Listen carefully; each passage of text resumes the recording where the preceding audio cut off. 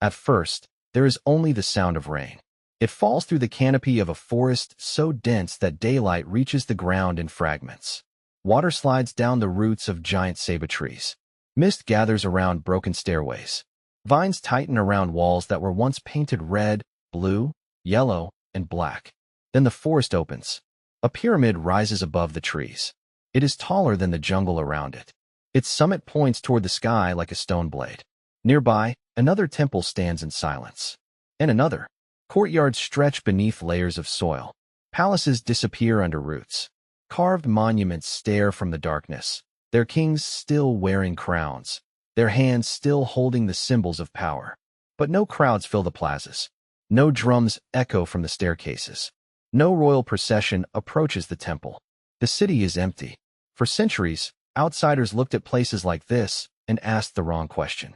Where did the Maya go? The ruins seem to offer a perfect mystery. A civilization of astronomers, architects, scribes, warriors, merchants, and divine kings had created cities across the rainforests and limestone plains of Mesoamerica.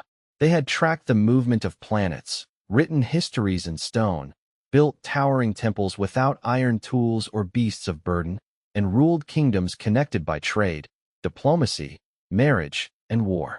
Then many of their greatest southern cities were abandoned. The monuments stopped speaking. The royal courts disappeared, and the jungle returned. It looked like the end of a world. But the Maya did not vanish. That is the first truth we must understand. Their civilization did not end in one night. It did not fall to a single invasion, a single drought, or a single rebellion. It changed over centuries. Power moved. Cities rose in new regions. Old dynasties died while new societies formed. Millions of Maya people survived conquest, disease, forced conversion, colonial rule, and modern violence. The real story is not about disappearance. It is about transformation. And to understand that transformation, we must enter a world unlike any empire most people imagine. There was no single Maya emperor. No one capital ruled everything. There was no unified Maya state marching beneath one flag. Instead, there were kingdoms, dozens of them. At times, perhaps more than 60 important royal centers competed across a vast landscape stretching through what is now southern Mexico, Guatemala, Belize, western Honduras, and parts of El Salvador. Each kingdom had its own dynasty, its own sacred history, its own allies, and its own enemies. Some controlled great cities. Others ruled smaller towns, valleys, river routes, or mountain passes. Their rulers called themselves Ajah, lords. The most powerful claimed an even greater title, Kuholajah, divine lord. These kings did not present themselves as ordinary politicians. They stood between the human world and the supernatural one. They performed rituals to bring rain. They offered their blood to communicate with ancestors. They led wars, arranged marriages, raised temples, and promised that the movements of heaven and earth remained in balance. Their authority looked eternal. It was carved into stone. But stone can lie. Because beneath the beauty of Maya civilization was a system built on fragile alliances, demanding gods, growing populations, uncertain rain, and rulers who could not afford to appear weak. For centuries, that system created extraordinary power. Then it began to tear itself apart. The beginning of the Maya story lies not in a palace, but in the forest. Long before the Great Pyramids, people lived across the mountains, coasts, wetlands, and tropical lowlands of Mesoamerica. They hunted deer and peccary. They gathered wild plants. They fished rivers and coastal waters. Over generations, they learned the rhythms of a difficult environment. The Maya world was never one landscape. In the south and west rose volcanic highlands, cool valleys, and mountain chains. Obsidian could be found there, a volcanic glass sharper than many metals when fractured. Fertile soils supported farming. Rivers cut through steep terrain. Farther north spread the lowlands. Here the land could seem generous and hostile at the same time. Rainforests offered timber, animals, fruit, medicinal plants, and rich biological life. But much of the ground rested on porous limestone. Rivers often vanished underground. In parts of the Yucatan Peninsula, there were few surface streams. Water collected in natural sinkholes called cenotes, seasonal wetlands, reservoirs, caves, and carefully engineered storage systems. Rain could transform the world. Its absence could destroy it. The people who became the Maya learned to survive by observing everything: the angle of the sun, the arrival of clouds, the flowering of trees, the calls of birds, the movement of animals, the cycles of the moon, and above all, the growth of maize. Maize was more than food. It became the foundation of life.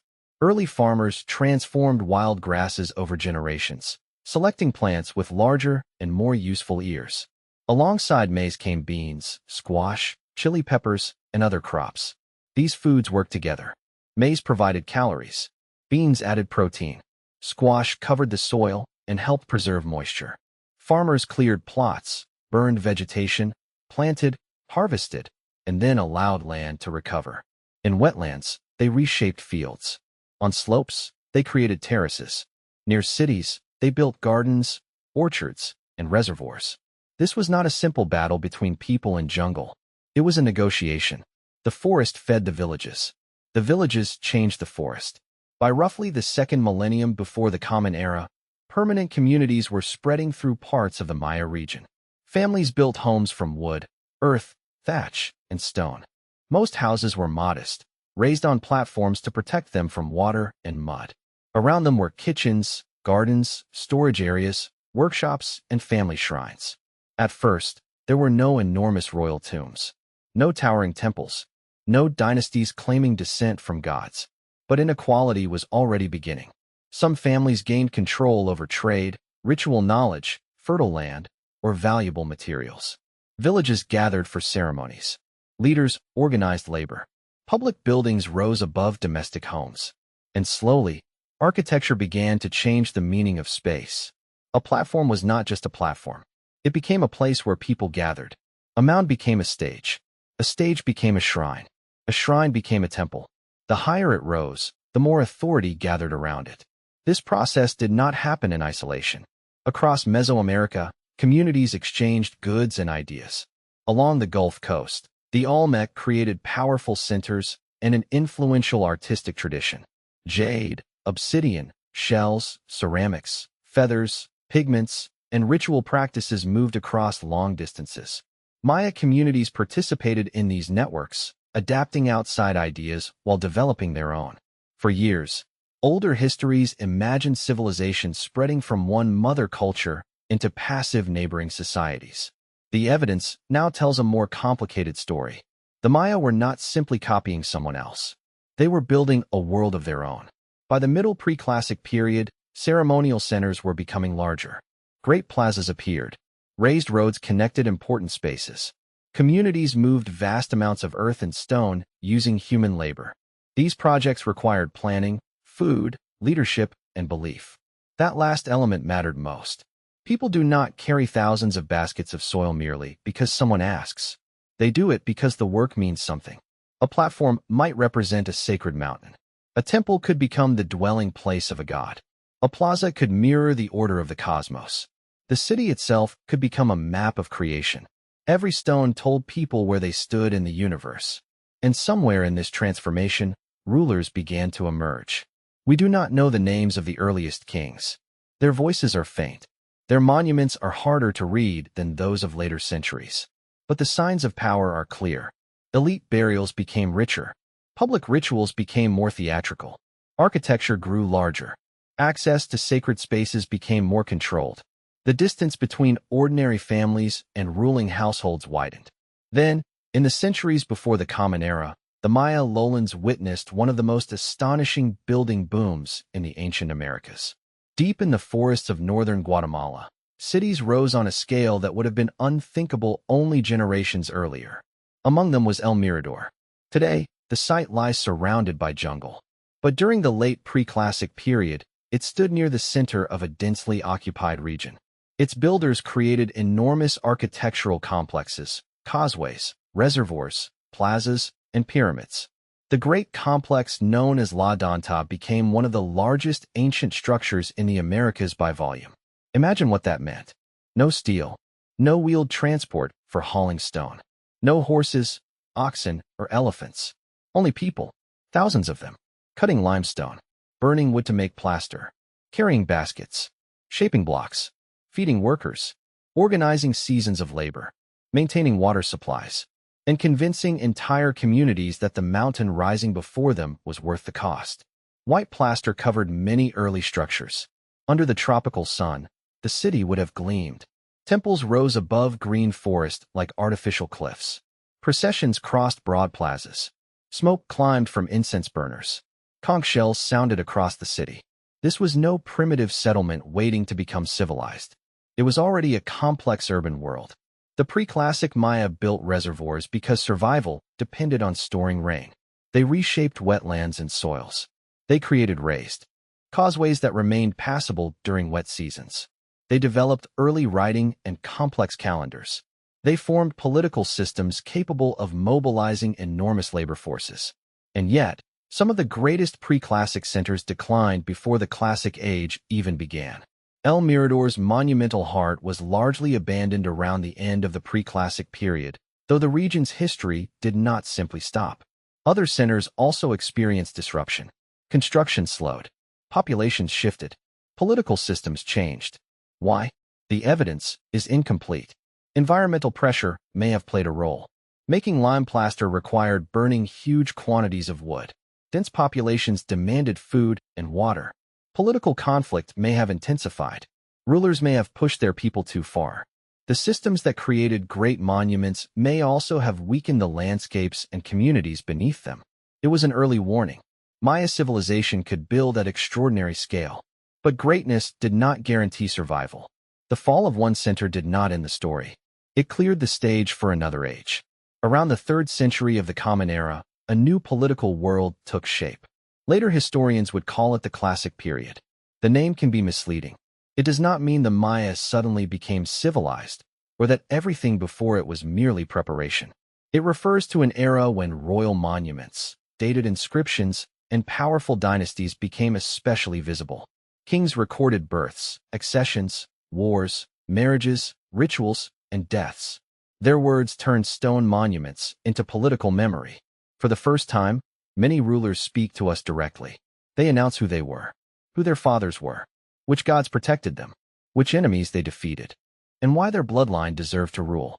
The classic Maya city was not a compact stone metropolis like ancient Rome. It often spread across a wide landscape. Monumental centers contained pyramids, temples, palaces, ball courts, plazas, and administrative spaces. Around them extended neighborhoods, household compounds, fields, gardens, reservoirs, and roads. The forest was never far away, but neither was human activity. What looks like untouched jungle today was once filled with homes, farms, quarries, paths, walls, workshops, and managed woodland. At the center of this world stood the royal court. The palace was more than a residence. It was a machine of power. Scribes painted books and ceramics. Artists carved stone and shaped jade. Priests studied calendars. Messengers arrived from allied cities. Captives awaited public display. Noble families competed for access. Diplomats negotiated marriages. Servants prepared food. Musicians rehearsed ceremonies. Guards watched entrances. And above them all sat the king. His body was political. His clothing was sacred. His movements were watched. When he appeared in public, he did not dress simply to impress. He transformed himself. Jade beads covered his chest. Feathers rose above his head. Animal skins linked him to powerful creatures. Mirrors flashed in the sun. Symbols of gods became part of his clothing. He carried staffs and scepters that represented supernatural authority. In these moments, the king was not merely pretending to be divine. Within Maya belief, ritual could make the boundary between human and God dangerously thin. But divine kingship came with a terrible burden. If the rains failed, people would ask why. If enemies attacked, they would watch the king's response. If crops died, if disease spread, if a royal heir was weak, the dynasty's sacred claims could begin to fracture. A divine king could not admit that the world was beyond his control. So he offered blood. Royal bloodletting was among the most powerful rituals of Maya rule. Kings and queens pierced parts of their bodies using stingray spines, obsidian blades, or sharpened bone. Blood fell onto paper, which could then be burned as an offering. In carved scenes, smoke becomes a vision. Ancestors or supernatural beings emerge from the curling form. To modern eyes, the ritual can look like private pain, but it was public authority. The rulers suffered, so the cosmos would continue. The queens suffered, so the ancestors would answer. Their wounds proved that kingship demanded sacrifice.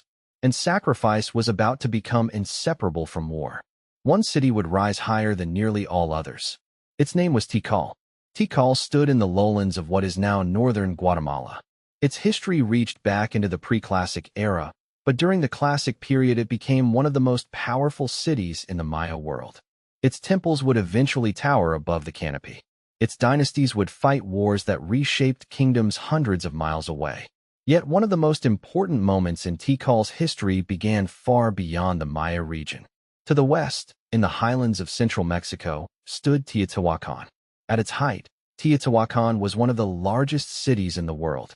Its Avenue of the Dead, Pyramid of the Sun, Pyramid of the Moon, apartment compounds, workshops, and temples formed an urban landscape on a scale no Maya king could ignore. Teotihuacan controlled valuable obsidian sources and influenced trade and politics across Mesoamerica. The relationship between Teotihuacan and the Maya world was complex. There was trade. There were diplomats. There were Maya visitors in central Mexico and central Mexican influences in Maya cities. But in the year 378, something happened at Tikal that still feels like the opening of a political thriller. Maya inscriptions record the arrival of a figure often called Siaj Kak. His name means something like fire is born. The date is precise. January 16, 378. On that same day, Tikal's ruler died. The coincidence is difficult to ignore. Was it a conquest? A coup? A negotiated transfer of power backed by foreign force? The evidence remains debated, but the political result is clear. A new order appeared at Tikal. Soon, a young king named Yax Nuanahian I took the throne. He was connected to a powerful figure associated with Teotihuacan, often called spear thrower owl. The imagery changed. Warriors appeared in central Mexican dress. Weapons and symbols linked to Teotihuacan entered royal art. Tikal's dynasty claimed a new kind of legitimacy. This was not the simple destruction of Maya culture by outsiders. Maya rulers adopted, transformed, and used foreign symbols for their own political purposes. Teotihuacan influence became part of a Maya royal language. But the arrival of fire is born sent a message through the lowlands. Tikal was no longer just another kingdom. It was connected to something larger. And other cities were watching. From Tikal, the new political order spread its influence. Dynastic changes appeared at Uaxactan and elsewhere. Connections reached toward Copan in the southeast, where a new royal line was founded in the early 5th century by a ruler known as Kinich Yax Kuk Mo. His name can be translated as Great Son First Quetzalmacá. He became the founder of a dynasty that would rule Copan for roughly 4 centuries. His story reveals how Maya power actually worked. A kingdom was not only land. It was memory. A founder gave later kings a sacred beginning.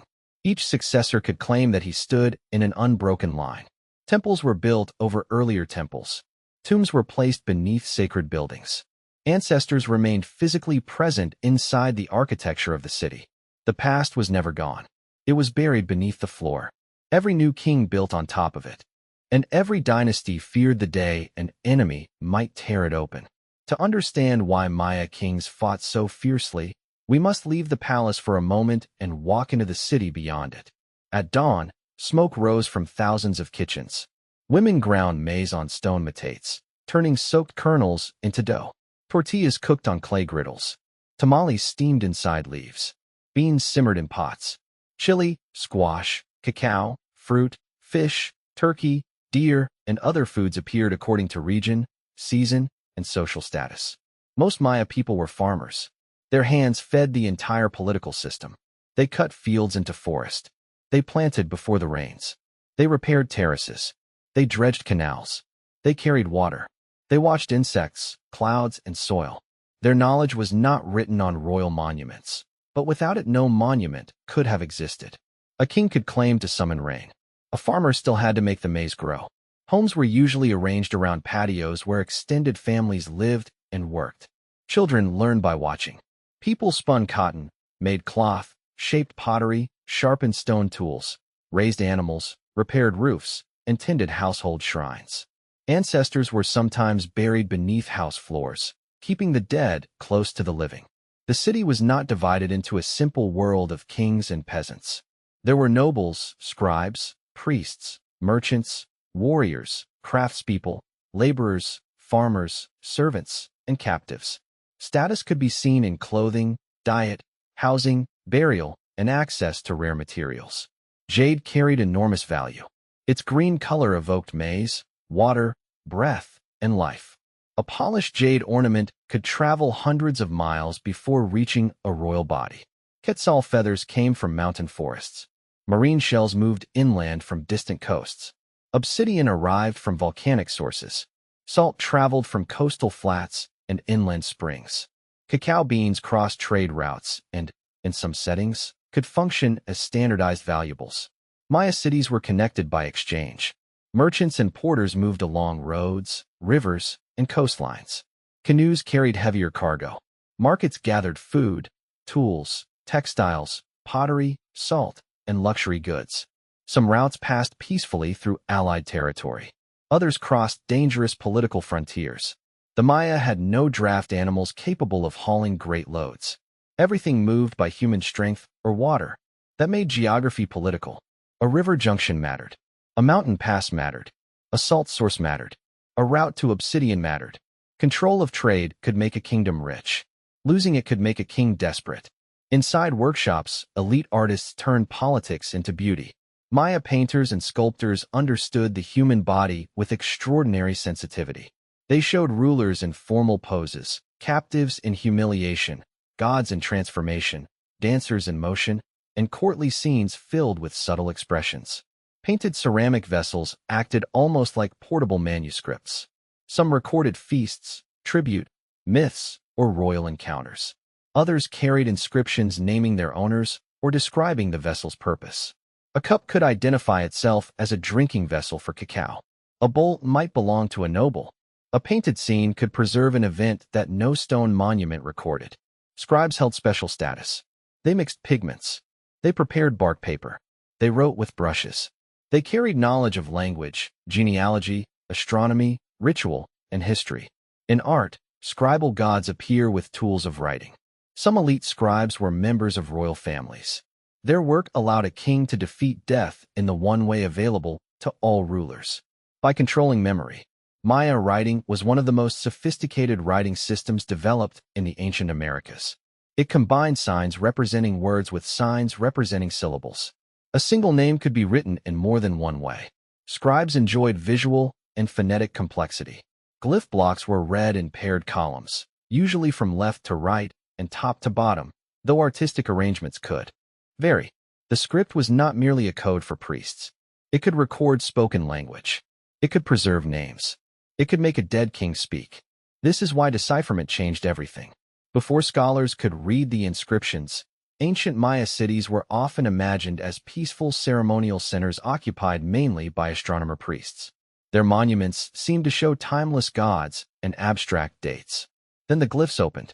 The stones began describing births, wars, captures, alliances, accessions, sacrifices, and defeats. The silent priests became named kings. The peaceful cities became rival courts. The calendar became political. Maya timekeeping was not one calendar, but several interacting cycles. The Tzolk'in was a 260-day ritual count created from combinations of 20-day names and 13 numbers. The Hab was a solar cycle of 365 days, divided into 18 periods of 20 days plus a short final period of 5 days. Together, the two cycles created a larger pattern often called the calendar round, repeating approximately every 52 years. For events far beyond a human lifetime, Maya scribes used the long count. It counted days from a mythic starting point corresponding, in the most widely accepted correlation, to a date in 3114 BCE. With this system, scribes could identify a day separated from another by centuries or even millions of years. They thought across immense spans of time. But they did not believe that the famous completion of a major cycle in December 2012 meant the world would end. That modern fear was largely projected onto Maya chronology. Ancient inscriptions could refer to dates far beyond 2012. For the Maya, the completion of a cycle was meaningful, ceremonial, and worthy of commemoration. It was not necessarily apocalypse. Numbers were written with elegant simplicity. Dots represented ones. Bars represented fives. A shell-like sign represented 0. The Maya were among the cultures that independently developed a true positional concept of 0. It allowed complex calculations and supported their calendrical system.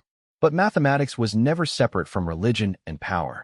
To calculate time was to understand when rituals should occur. To track Venus was to watch a celestial force linked to omens and warfare. To predict eclipses was to interpret danger.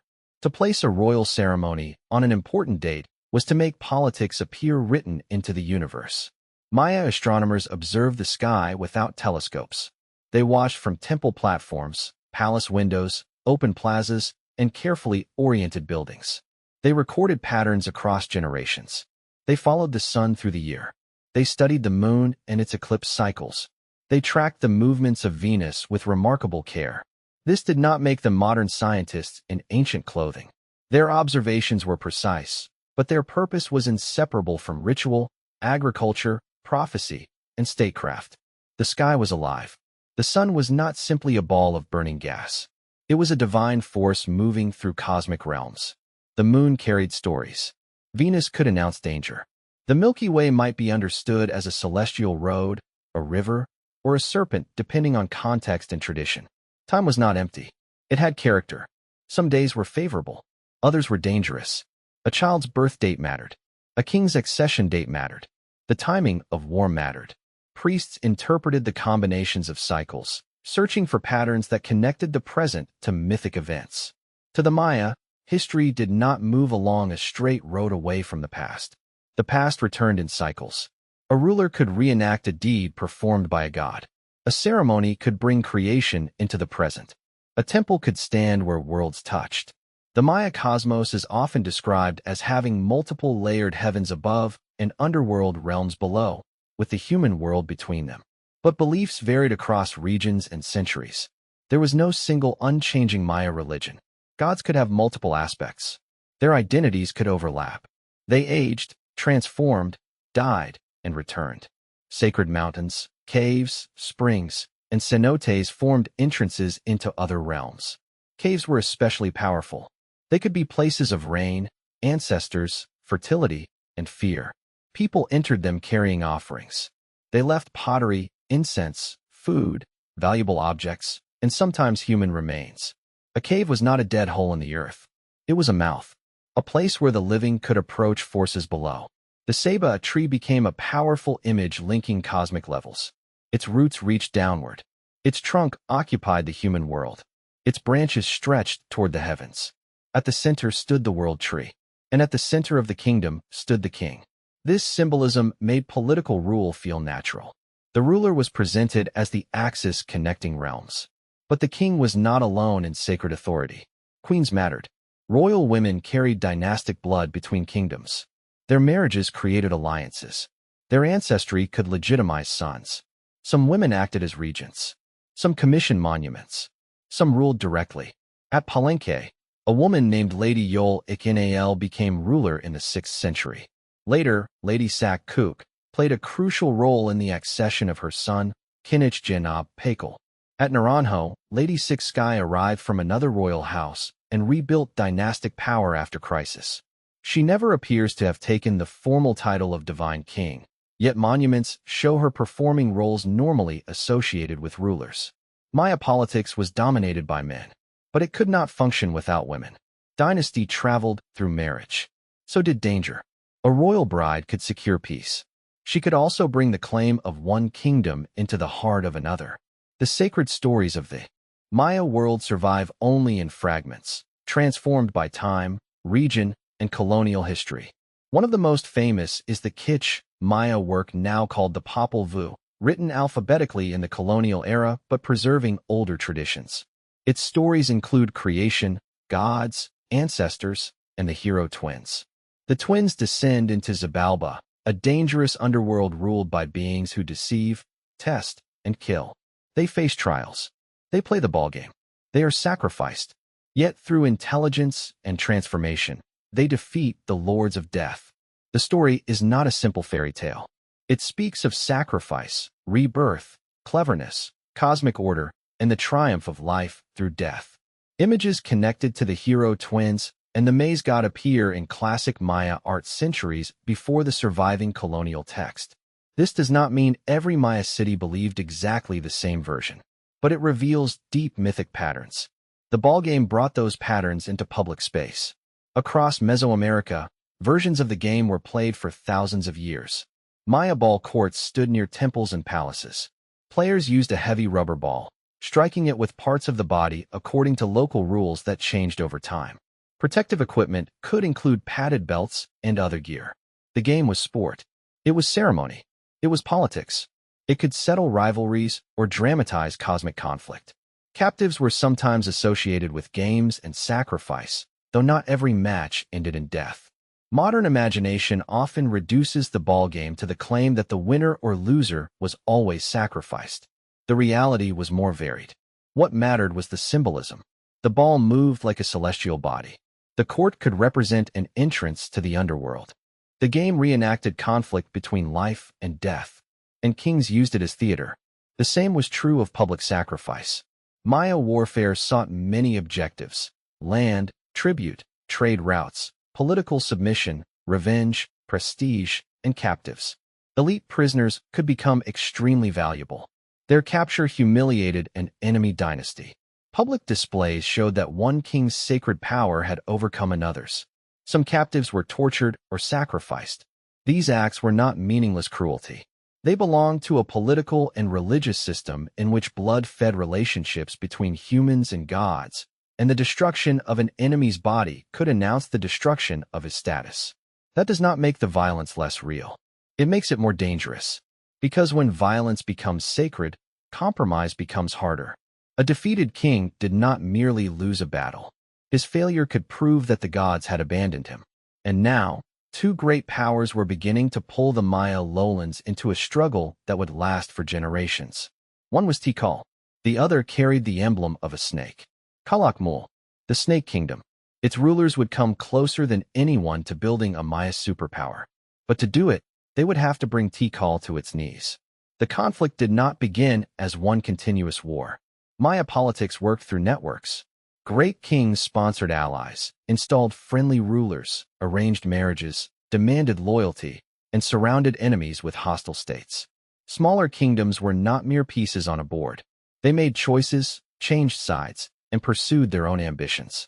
Calakmul's dynasty, associated with the Canul or snake emblem, built a wide alliance system. Its rulers reached across the lowlands, forming relationships with cities that feared or resented Tikal. For Tikal, the danger was not only attack. It was isolation. A powerful city could survive one enemy. It could not easily survive a circle of them. In 562, Tikal suffered a devastating defeat. The attack is associated with Calakmul, a major city in what is now Belize, acting within the wider orbit of the Snake Kingdom. Tikal's ruler, Wakchan Kawil, disappears from the record. The event seems to have shattered Tikal's political dominance. Then something strange happened. Tikal's monuments fell silent. For more than a century, the city erected far fewer dated royal monuments. Archaeologists call this interval the Tikal hiatus. The city was not empty. Its people remained, but its kings no longer spoke with the confidence they once had. Imagine the psychological shock. Tikal's royal line had claimed divine power for centuries. Its temples held the dead. Its monuments celebrated victories. Its rulers stood at the center of time. Then the Snake Alliance defeated them. The silence itself became political. Every neighboring kingdom could see it. Tikal had survived. But survival was not victory. Calakmul's influence expanded. Snake kings such as Yucnum Chichén II, sometimes called Yucnum the Great, operated at the center of a broad diplomatic network during the 7th century. He appears in inscriptions beyond his own capital. He oversaw accessions. He received loyalty. He became the kind of ruler other kings had to recognize. Calakmul was never an empire in the Roman sense. It did not administer every village through a uniform bureaucracy. Its power was relational. A web of obligations. Marriage ties. Military support. Ceremonial authority. Fear. That web could stretch across great distances. But webs have a weakness. Break enough connections, and the center falls. Tikal eventually found the ruler who would strike back. His name was Chichén Itzá I.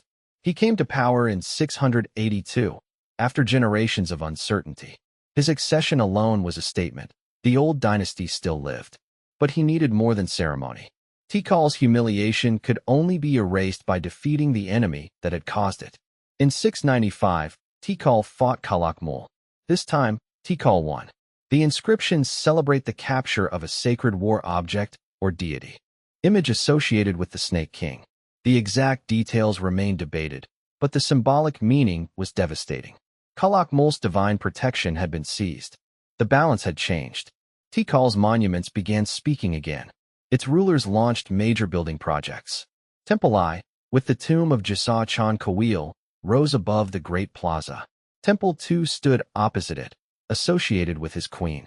Their architecture turned restored power into stone. A visitor entering the plaza would stand between royal ancestors, beneath stairways rising toward the sky. This was not simply construction. It was revenge made permanent. Yet the victory did not unify the Maya world. Calakmul remained important. Other kingdoms continued to compete.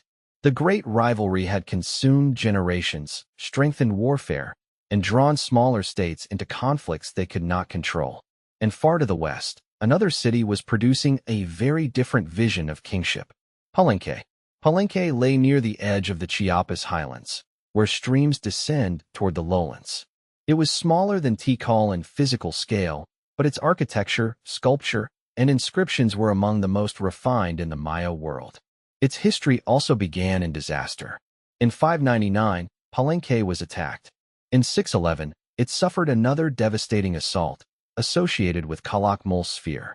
The royal line entered crisis. The city's political order was wounded. Then, in 615, a 12-year-old boy took the throne. His name was Chichén Itzá, Tikal the Great. He would rule for nearly 69 years. But when he became king, nothing about his future was secure. He was young. His city had been defeated. His dynastic claim likely depended heavily on his mother, Lady Sak-Kuk. His enemies had every reason to believe Palenque would remain weak. They were wrong. Tikal rebuilt the city physically and politically. He commissioned palaces, temples, inscriptions, and sculpted histories that connected his reign to gods and ancestors. His court turned recent catastrophe into a story of sacred restoration. This is one of the great talents of successful rulers. They do not erase failure. They rewrite its meaning. Under Tikal, architecture at Palenque became both elegant and theatrical. Buildings used distinctive roof combs, vaulted rooms, sculpted panels, and stucco decoration. The palace complex expanded around courtyards and corridors. A four-story tower rose above it, its exact function still debated. But Tikal's greatest monument was built for the moment he could not avoid: his death. The Temple of the Inscriptions stands above a hidden tomb. A long stairway descends from the temple into the pyramid. At the bottom, archaeologists found a burial chamber containing a massive stone sarcophagus. Inside lay Tikal. His body had been covered with precious ornaments, including a famous jade mosaic mask. The lid of his sarcophagus showed him in a complex scene of death, rebirth, cosmic trees, and supernatural imagery. Modern fantasies have sometimes claimed the image shows Tikal operating a spacecraft. It does not. The carving belongs to Maya cosmology. It shows a king entering death while connected to the forces of creation and renewal. Tikal is not escaping Earth. He is becoming part of sacred time. His tomb transformed the pyramid into a mountain of rebirth. The king's body lay within it like a seed beneath the earth. Above, his descendants could perform rituals. Below, the founder of Palenque's restored greatness remained present. Tikal died in 683. His son, Chichén Itzá II, continued the building program. He created the Cross Group, a set of temples whose inscriptions and imagery linked the dynasty to patron gods and mythic events stretching deep into the past. Palenque's rulers did not merely say they governed a city. They claimed that their dynasty belonged to the structure of the universe. But even the most beautiful political story could not protect a kingdom forever, because the Maya world rewarded ambition, and ambition created enemies. Southeast of Palenque, beyond the great political struggles of the central lowlands, the city of Copan grew in a valley surrounded by mountains. Copan was not the largest Maya city. It did not control the widest territory, but its artists created some of the most detailed sculpture in ancient Mesoamerica, and its rulers built one of the clearest dynastic records ever left by a Maya court. The dynasty founded by Chichén in the early 5th century lasted for 16 rulers. Their portraits appeared on monuments. Their names entered inscriptions. Their temples rose one over another as each generation added to the sacred center. One of Köpen's greatest achievements was the hieroglyphic stairway. Its steps carried an immense inscription, a history carved into the route leading upward. Much of the text was later disturbed when stones fell and were replaced out of order, but its purpose remains unmistakable. The staircase was history made climbable. To ascend it was to move through the dynasties past. Köpen's 13th ruler took the throne in 695. His name is often rendered as Waxaklajun Yuba Kawil. He is better known by the nickname 18 Rabbit. Under him, Köpen reached a peak of artistic splendor. He commissioned elaborate stelae showing himself wrapped in supernatural imagery. The stone seems almost to dissolve into feathers, faces, serpents, and divine forms. He rebuilt temples. He placed his image at the center of the city. To anyone watching, Köpen appeared secure. But one of its subordinate centers was growing stronger. Quirigua lay along the Motagua River, a route connected to the movement of jade and other goods. Its ruler, Kak Tiliachan Yopot, had come to power under Köpen's authority. Then he changed sides. The wider political context mattered. Calakmul, still searching for ways to weaken Tikal's allies and reshape the region, appears to have supported Quirigua. Whether through careful planning, ambush, or a shift in military balance, Kak Tiliu captured 18 Rabbit in 738. The king of Köpen was taken alive. That was the nightmare every Maya ruler feared. A dead king could be honored. A captured king could be displayed. 6 days later, 18 Rabbit was executed. The details are not fully known. The inscriptions use ritual language. But the political effect was immediate. Köpen's divine ruler had been defeated by a man who once stood beneath him. Quirigua became independent. Its ruler erected enormous monuments, some of the tallest freestanding stone stelae in the Maya world. The small kingdom used 18 Rabbit's death to announce a new political age. Köpen survived, but something had broken. Construction slowed. Later rulers worked to restore authority, yet the old confidence never fully returned. The capture revealed a fundamental weakness of Maya divine kingship. Power depended on performance. One defeat could destroy the illusion. The event at Quirigua was not unique. Across the Maya world, kings captured other kings. Dynasties were interrupted. Palaces were burned. Monuments were broken. Royal images were attacked so that a ruler's face, name, and spiritual presence could be damaged. Warfare intensified during the late Classic period.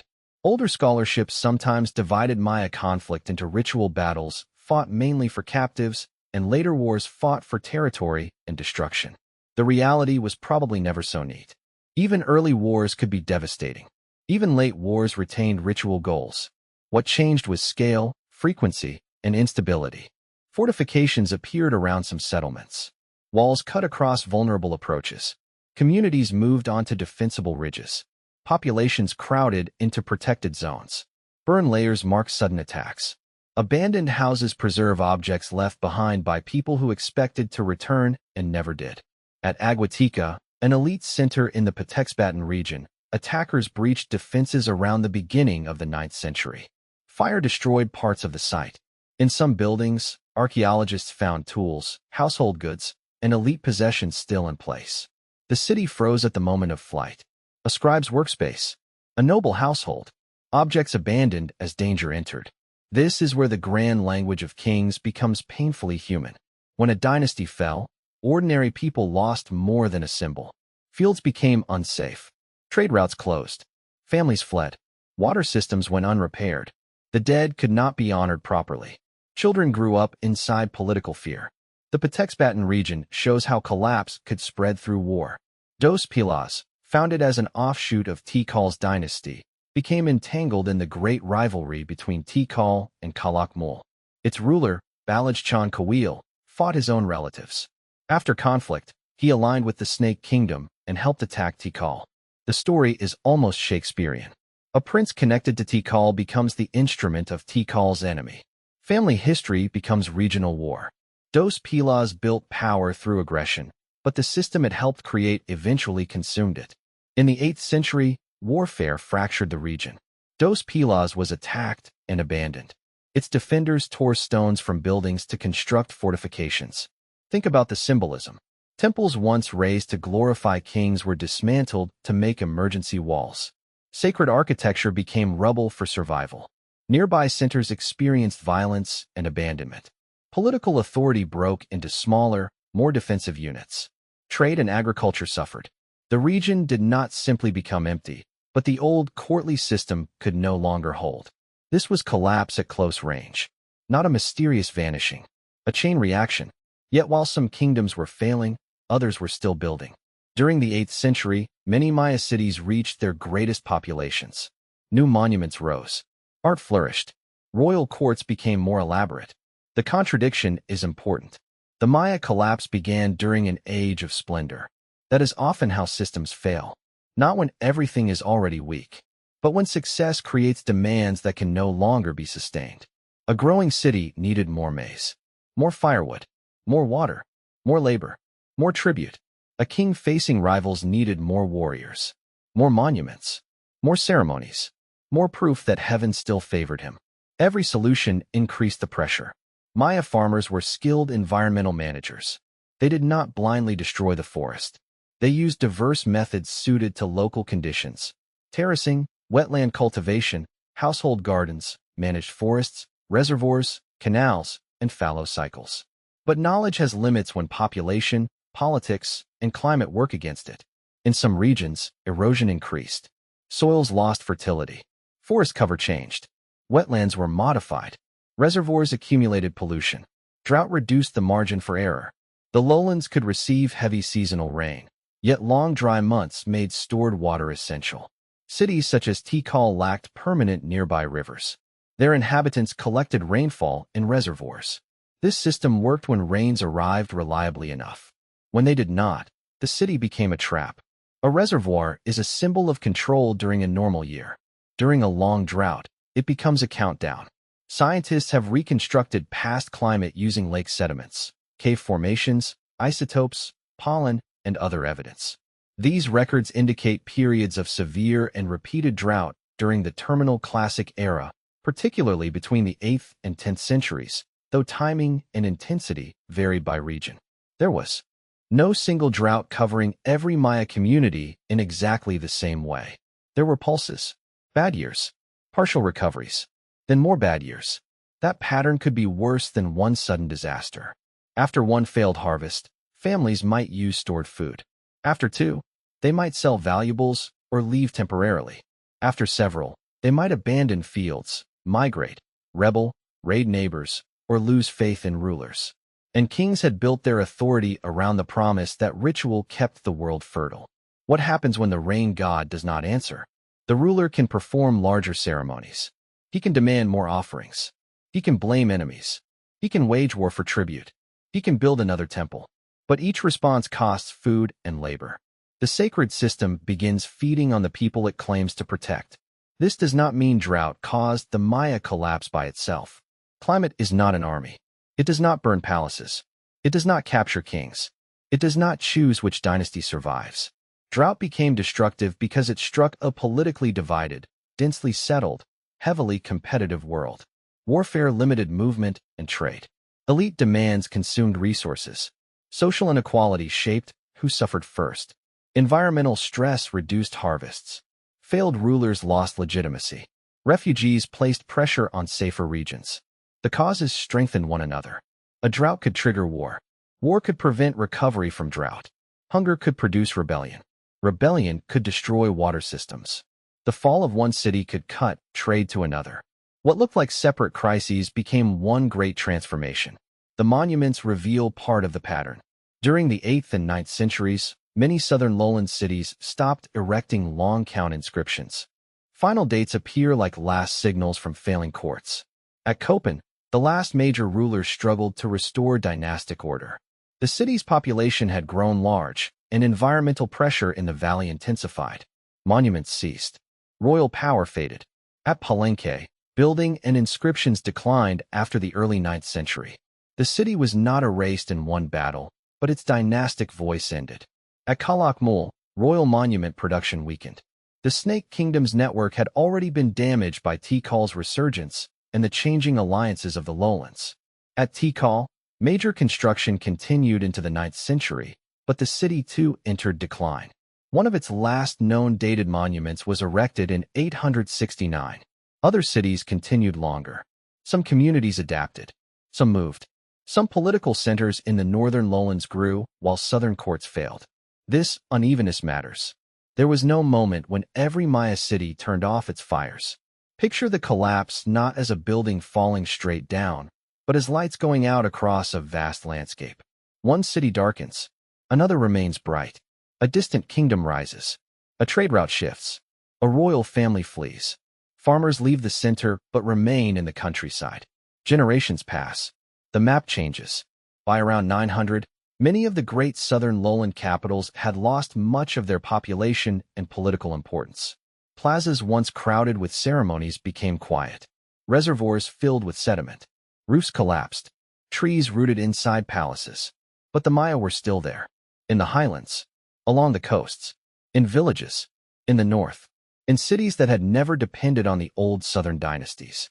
This is where the old story of mysterious disappearance becomes dangerous. It turns the collapse of a particular political system into the extinction of a people. It makes living Maya communities invisible, and it hides the greatest achievement of the period: survival.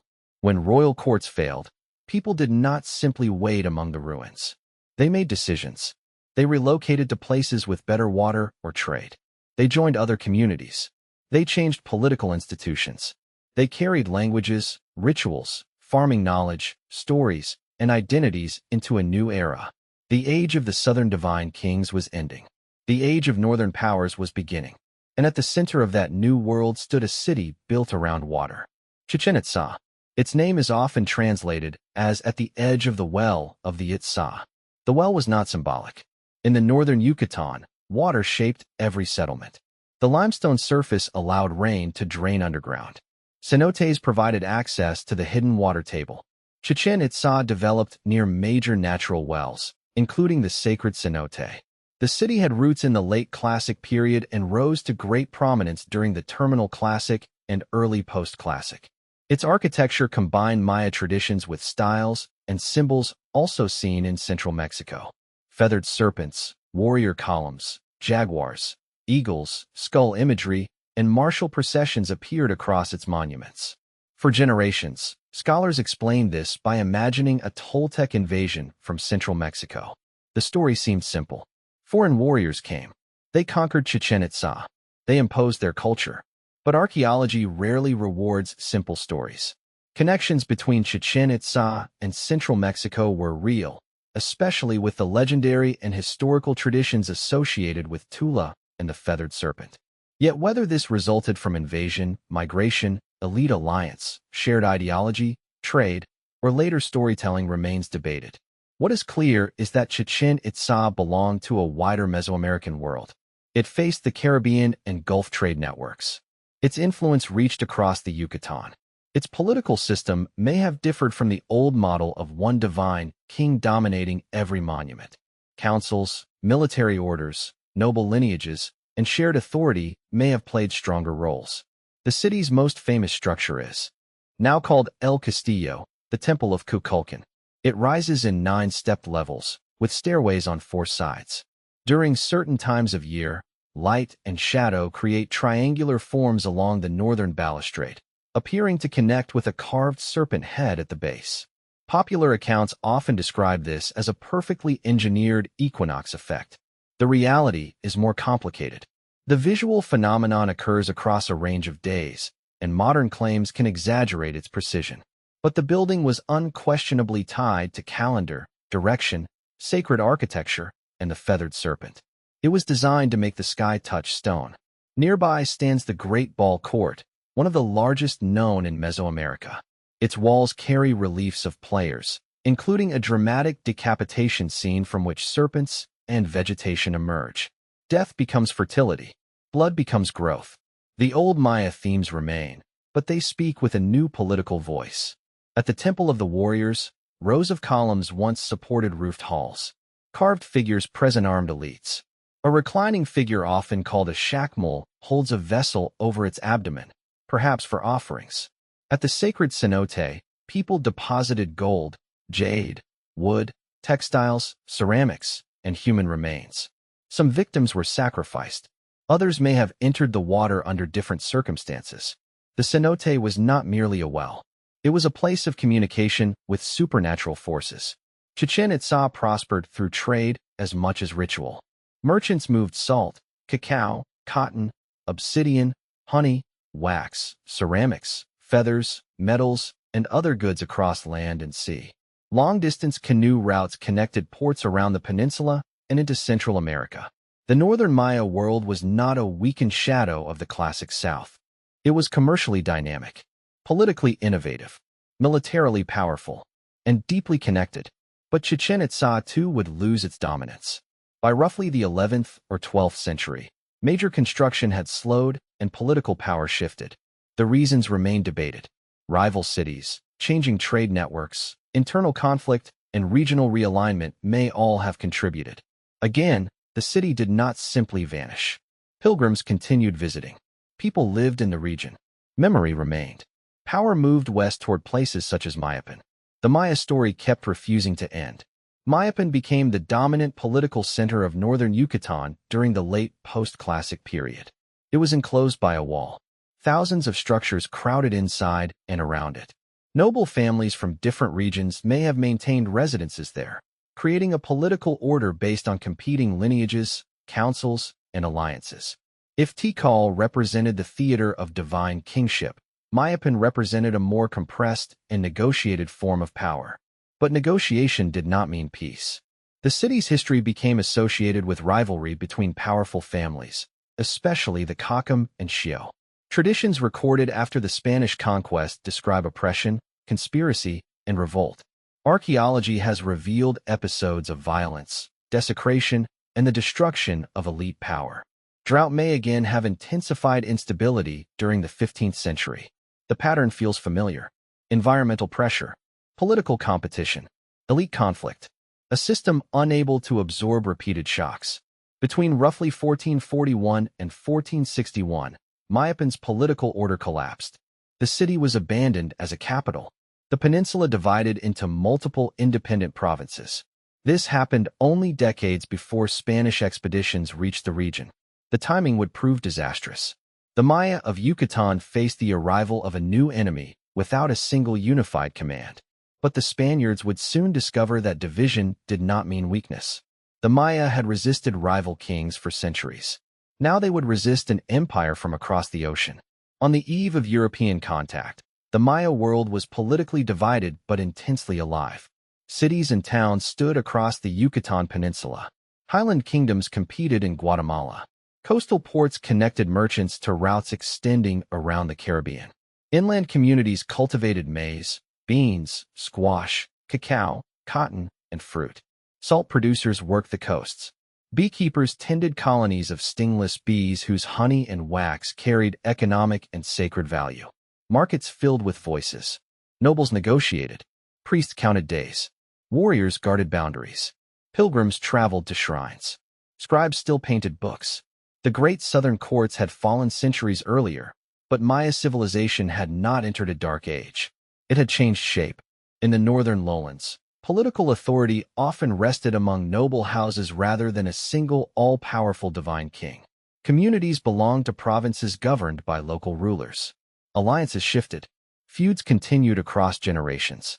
In the Guatemalan highlands, powerful states such as the Kich, Caxical, Tiziutujal, and others competed through war, tribute, and diplomacy. Their capitals occupied defensible terrain. Their armies fought with bows, spears, slings, wooden weapons edged with sharp stone, and padded armor. The Kich kingdom centered at Camarcage had expanded across the highlands. The Caxical, once connected to Kich power, established their own capital at Ixinch. Rivalries between them would later shape the Spanish conquest. This was the world approaching the year 1500. Across the Atlantic, European kingdoms had developed ships, steel weapons, cavalry traditions, gunpowder arms, and a hunger for trade, territory, conversion, and wealth. In 1492, Christopher Columbus reached islands in the Caribbean, beginning a wave of invasion and colonization that would transform the Americas. Maya people did not understand that transformation all at once. No one did. The first encounters came as fragments. A strange vessel on the horizon. Foreign men with pale faces and metal weapons. Rumors moving along trade routes. Captives taken. Goods exchanged. Disease arriving before armies. In 1502, during his fourth voyage, Columbus encountered a large trading canoe near the coast of Honduras. European accounts describe it carrying goods and passengers, evidence of the long-distance commerce already operating in the region. The canoe revealed something important. The Spaniards had not discovered an isolated people. They had entered a connected world. In 1511, a Spanish ship traveling from the Darien region toward Hispaniola was wrecked. Survivors drifted toward the Yucatan. Many died or were killed. Two men became especially famous. Geronimo de Aguilar was held among Maya communities and later joined Hernán Cortés as a translator. Gonzalo Guerrero followed a different path. He lived among the Maya, married a Maya woman, had children, adopted local customs, and became associated with Maya resistance. Later Spanish stories portrayed him as a trader or a man who had become Indian. Maya memory and modern interpretation often see him as a founder of a new mixed world. The two survivors embodied opposite futures. One returned to the conquest. The other refused it. In 1517, an expedition led by Francisco Hernández de Córdoba reached the Yucatan coast. The Spaniards saw towns, stone buildings, and people whose material culture challenged their expectations. They also met fierce resistance. At Champiton, Maya warriors attacked. The Spaniards suffered heavy casualties. Hernández de Córdoba was wounded and died not long after returning to Cuba. The encounter should have warned Europe. The Maya would not surrender easily. But the expedition also carried news of wealthy settlements and gold objects. That promise attracted more voyages. In 1518, Juan de Grijalva explored sections of the coast. In 1519, Hernán Cortés began the campaign that would eventually destroy the Aztec capital of Tenochtitlan.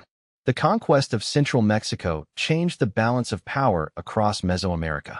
Spanish forces were few, but they recruited tens of thousands of indigenous allies who had their own reasons to oppose the Aztec Empire. Steel, horses, crossbows, firearms, and ships mattered. So did diplomacy, local rivalries, and epidemic disease. Smallpox devastated populations with no prior exposure. The fall of Tenochtitlan in 1521 did not give Spain control of the Maya world. It gave the Spaniards a base from which to begin another, longer war. In 1523, Pedro de Alvarado marched toward the Guatemalan highlands with Spanish soldiers and large numbers of indigenous allies from central Mexico. He was experienced, ambitious, and brutally violent. The highland Maya states faced a terrible strategic problem. They understood one another's power. They did not yet understand the full danger posed by Spain. Old rivalries continued. The Calakmul initially allied with the Spaniards against the Kich. To them, this may have looked like another political alliance in a familiar world. Use a foreign force to break an old enemy. But the Spaniards did not intend to leave. Kich forces confronted Alvarado's army in 1524. Later accounts center the story on a warrior named Tikal, now remembered as a national hero in Guatemala. According to tradition, he fought Alvarado and was killed in battle. The details of the legend are difficult to separate from later memory. But the defeat of Kich power was real. The Spaniards entered Camarquich. Suspicious of the Kich lords and fearing a trap, Alvarado seized leading nobles and had them burned. The capital was destroyed. It was a message written in fire. The conquerors did not merely replace one dynasty. They attacked the rules by which Maya diplomacy had operated. The Calakmul soon learned the cost of alliance. Spanish demands for gold, labor, food, and tribute grew unbearable. The Calakmul abandoned exemption and began resisting. For years, they fought a mobile war from the mountains and forests. Other Maya groups resisted across the highlands. Some submitted and rebelled again. Some moved into harder terrain. Some used Spanish rivals against one another. Conquest became a process, not an event. A map might show a province under Spanish control while its villages remained hostile, its mountains unsafe, and its people only partially governed. In Yucatan, conquest proved even slower. Francisco de Montejo received royal permission to conquer the peninsula. Beginning in the late 1520s, he and his family launched repeated campaigns. They faced heat, disease, difficult terrain, limited supplies, and organized Maya resistance. The peninsula had no single capital whose capture would end the war. Each province required negotiation or force. A ruler who accepted Spanish authority could not guarantee that neighboring provinces would follow. A defeated community might return after the soldiers left. Maya forces learned to avoid cavalry in open ground, use forests and settlements defensively, cut supply lines, and exploit Spanish weakness. The first major campaigns failed. The Spaniards withdrew. They returned. They failed again. Only in the 1540s did they secure lasting colonial centers in much of northern Yucatan, including Mérida, founded on the site of the Maya city of Tho. Even then, resistance continued. The conquest depended not only on battle but on disease. Epidemics moved through communities with devastating speed. Smallpox, measles, influenza, and other illnesses killed people who had never encountered them. Exact losses are difficult to calculate, and disease did not affect every region in the same way or at the same moment. But the demographic catastrophe was enormous. Imagine a village after an epidemic, fields unplanted, children without parents, elders carrying knowledge gone within days, political leaders dead, ritual specialists gone, burials occurring faster than ceremonies can be performed. Then tribute collectors arrive. Disease weakened resistance, but it also deepened hatred of colonial rule. The Spanish crown and colonists imposed new systems of labor, tribute, and land control. Missionaries sought to convert Maya communities to Christianity. Churches rose, sometimes using stones taken from pre-Columbian temples. Indigenous towns were reorganized into colonial settlements to make people easier to govern, tax, and evangelize. Old gods were condemned as demons. Sacred images were destroyed. Ceremonies moved into hiding. But conversion was never a simple replacement. Maya people adopted Christian figures while preserving older understandings. Saints could become connected to local sacred forces. Crosses carried meanings beyond European doctrine. Ritual specialists continued working. Communities blended, concealed, translated, and transformed belief. The result was not the disappearance of Maya religion. It was another negotiation for survival. No figure captures the contradiction of this period more clearly than Diego de Landa. Landa was a Franciscan friar who arrived in Yucatan in the 16th century. He studied Maya language and customs. He recorded valuable information that would later help scholars understand ancient writing. He also carried out one of the most infamous acts of cultural destruction in the history of the Americas. In 1562, at Mani, Landa oversaw an inquisition against Maya religious practices. People were interrogated and tortured. Sacred objects were destroyed. Books were burned. Maya codices were made from prepared bark paper, folded like screens, and covered with painted glyphs and images. They contained astronomical tables, ritual cycles, prophecies, ceremonies, and knowledge accumulated across generations. The number destroyed across the conquest period can never be known. Only 4 generally recognized pre-Columbian Maya codices survive today: the Dresden, Madrid, Paris, and Mexico codices, though their histories and classifications have long been debated. Think of what was lost. Not just words. Libraries, schools, calculations, local histories, versions of myths, medical knowledge, political records, the voices of scribes who expected their work to outlive them. Landa later wrote that the books contained what he considered superstition and falsehood. His campaign tried to erase an intellectual world because he could not accept it as sacred. Yet history produced a bitter irony. Landa's own account preserved a flawed record of Maya signs. He believed he was writing an alphabet, asking scribes for symbols corresponding to Spanish letters. Maya writing did not work that way. But centuries later, his notes helped researchers understand that many glyphs represented sounds. The man who helped burn Maya books also left part of the key to reading them. That does not redeem him. It reveals how history survives through contradiction. While Spanish authorities tightened control over northern Yucatan and the highlands, independent Maya communities remained beyond their reach. In the forests of Petén, the Itzá kingdom held out around Lake Petén Itzá. Its island capital, Najpatán, stood where the modern town of Flores now rises. The Itzá were not an isolated remnant frozen in the past. They maintained trade, diplomacy, warfare, and regional influence. They knew about the Spaniards. They received visitors. They negotiated. They evaluated threats. In 1525, during his overland journey toward Honduras, Hernán Cortés passed through the Petén region and met the Itzá ruler. The encounter did not produce conquest. Cortés left behind a wounded horse, and later accounts claim the Itzá treated the unfamiliar animal with reverence, feeding it until it died and creating an image of it. Whether every detail is reliable or not, the story captures the strangeness of contact. Two worlds observing one another, neither yet knowing how long the struggle would last. Missionaries visited the Itzá in later decades. Some attempted peaceful conversion. Spanish officials planned expeditions.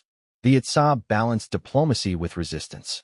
They remained independent long after the Aztec Empire fell, long after the first Spanish towns were founded in Yucatan, long after Landa burned books. By the late 17th century, their survival had become intolerable to colonial authorities. An independent Maya kingdom challenged Spain's claim to rule the entire region and stood along desired routes between Yucatan and Guatemala. In 1697, Martín de Ursúa led a final campaign. Spanish forces constructed a vessel and crossed the lake toward Najpatán. The Itzá defended their capital, but firearms, military organization, and surprise gave the invaders the advantage. The island fell. The last major independent Maya kingdom had been conquered. The date was March 13, 1697. More than 180 years had passed since the expedition of Hernández de Córdoba. The conquest of the Maya world had taken generations. And even then, conquest did not mean control. Communities escaped into forests. Rebellions continued. Colonial rule remained uneven. The Maya had lost independent kingdoms. They had not lost the will to remain Maya. This is the point where many documentaries end. Ancient cities. Spanish invasion. A final defeat. But if we stop here, we repeat the oldest mistake. We make the Maya disappear. Their greatest transformation was still unfolding. Under Spanish rule, Maya communities entered a new political world, but they did not enter it empty-handed. They brought their own institutions, their own languages, their own memories of land, their own ideas about legitimate authority. Colonial officials often depended on indigenous nobles to collect tribute, organize labor, and communicate orders. Some Maya elites adapted to the new system, using Spanish titles, Christian names, written petitions, and colonial courts to defend local power. Maya scribes learned the Latin alphabet. The old hieroglyphic tradition declined under persecution and social disruption, but writing did not end. Indigenous authors began recording histories, genealogies, land claims, ritual knowledge, and community memories in Maya languages written with European letters. This was another transformation. The form changed. The voice survived. The Kitsch text known as the Popol Vuh was written in this colonial setting. Its unknown authors preserved traditions of creation, divine beings, heroic ancestors, dynastic origins, and the hero twins. The surviving manuscript is a later copy made by the Dominican friar Francisco Jiménez, who transcribed and translated the Kitsch text in the early 18th century. Without that copy, one of the great literary works of the Americas might have disappeared. Other communities produced books now known as the Books of Chilambalam. Written in Yucatec Maya using the Latin alphabet, they combined history, prophecy, medicine, calendar knowledge, Christian material, and older Maya traditions. They do not preserve a pure, untouched pre-conquest world. Nothing could. They preserve something more human. A world rebuilding itself after catastrophe. Colonial Maya authors did not simply choose between old and new. They interpreted the new through the old. They placed Spanish conquest inside cycles of time. They connected Christian and Maya concepts. They recorded the pain of foreign rule while adapting its language for their own purposes. Memory became resistance. So did community life. Colonial authorities tried to concentrate Maya populations into organized towns. The church became a central structure. Municipal councils governed local affairs under Spanish supervision. Tribute and labor obligations extracted wealth. Yet the village could also protect identity. Communal lands supported families. Local festivals gathered people. Religious brotherhoods organized ceremonies. Traditional authorities continued beneath or alongside official institutions. Maya languages remained the language of home, market, prayer, conflict, and inheritance. This survival was not peaceful. Colonial rule brought exploitation, forced labor, land loss, punishment, and repeated epidemics. Spanish settlers and their descendants gained control of valuable resources. Cattle damaged fields. Estates expanded. Communities fled or rebelled. In 1546, only a few years after Spanish power seemed secure in northern Yucatan, a major Maya uprising erupted in the east. Rebels attacked colonists, churches, and symbols of foreign rule. Spanish forces and indigenous allies suppressed the revolt with brutal reprisals. Other rebellions followed across the centuries. Some were local, some were prophetic, some attempted to rebuild independent sacred order. In Chiapas in 1712, Celtal Maya communities rose in rebellion after reports that the Virgin Mary had appeared to a young indigenous woman.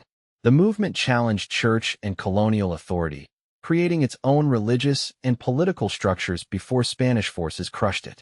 The uprising showed how Christianity itself could be transformed into a language of anti-colonial resistance. A sacred figure introduced by conquerors could become the patron of rebellion against them. This was the pattern of Maya survival. Nothing imposed remained unchanged. By the 19th century, Spanish colonial rule across mainland Latin America was collapsing.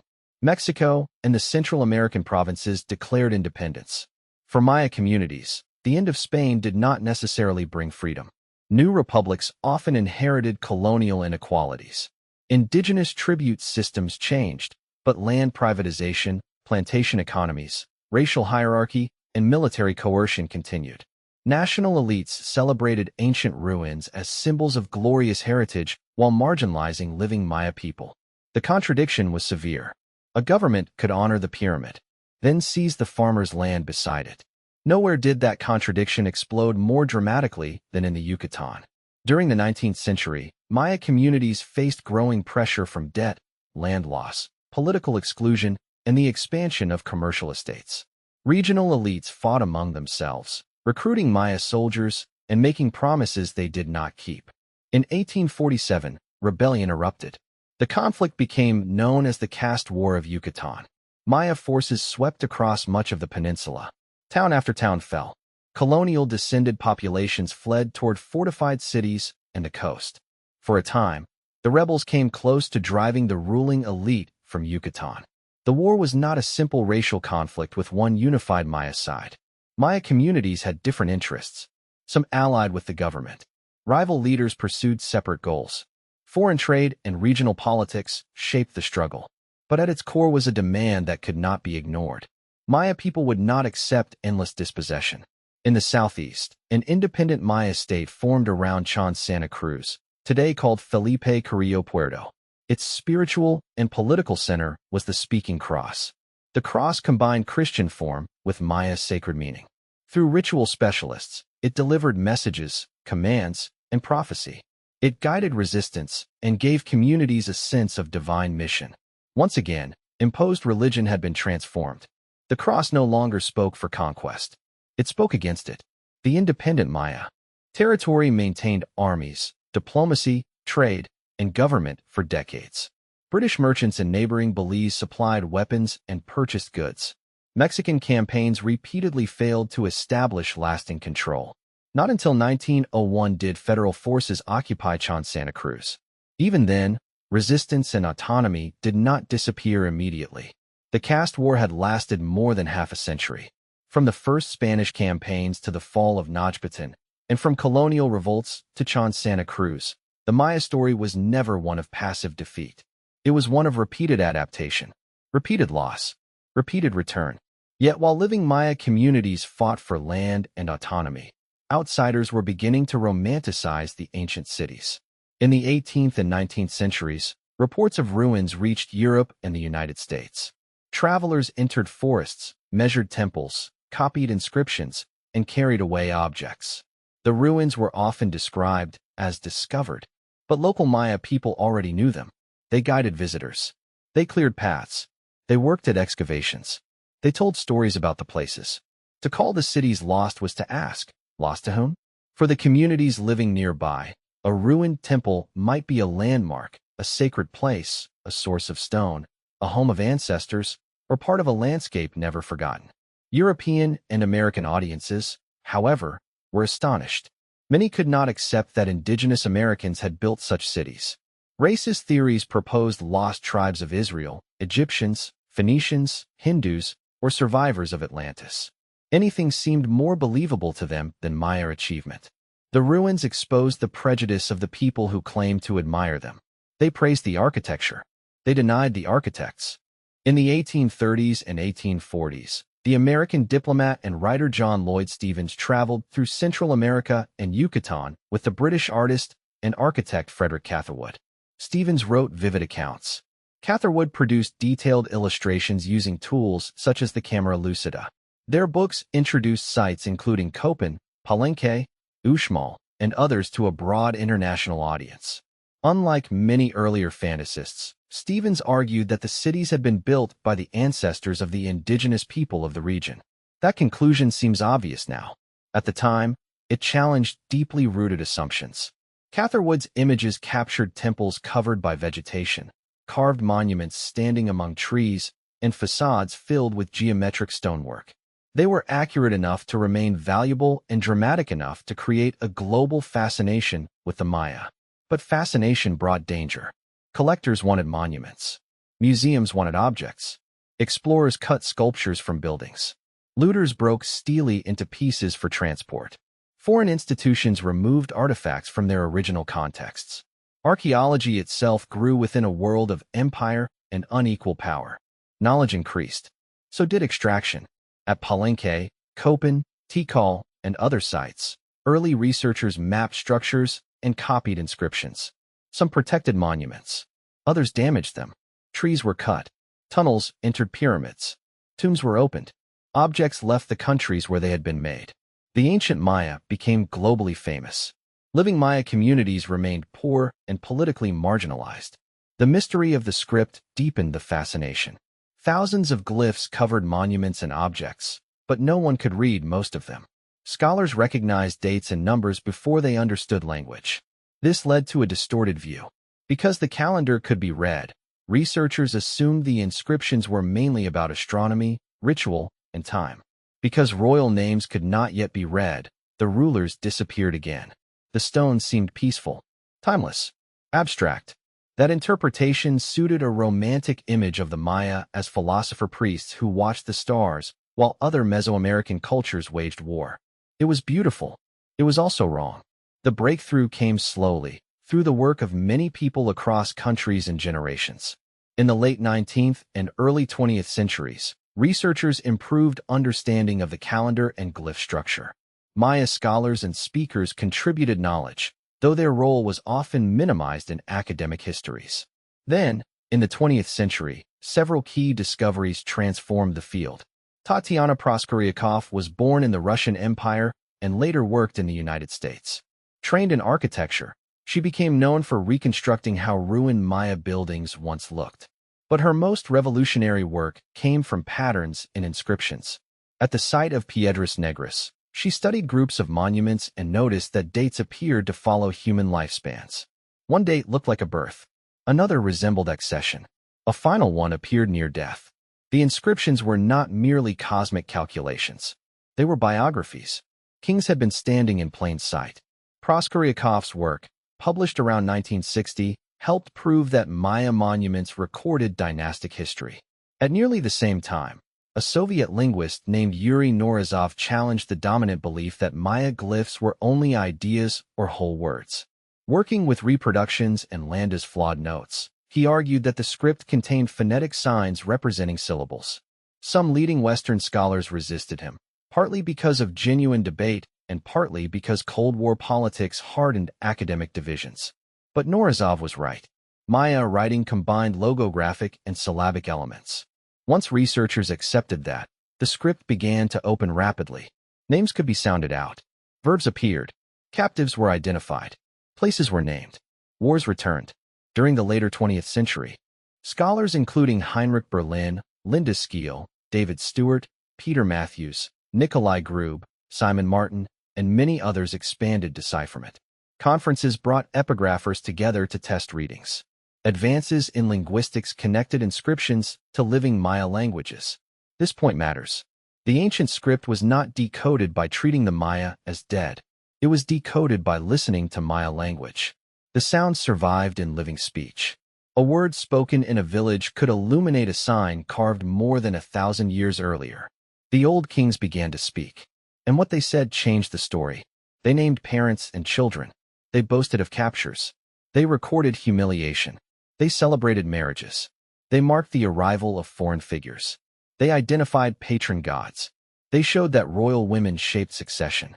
They revealed the rivalry between Tikal and Calakmul.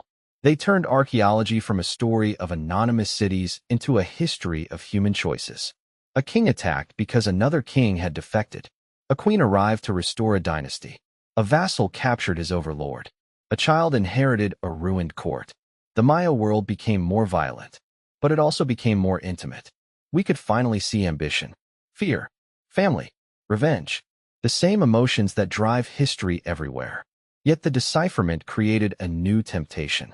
If royal texts named kings, perhaps royal history was the whole story. It was not. The monuments were propaganda.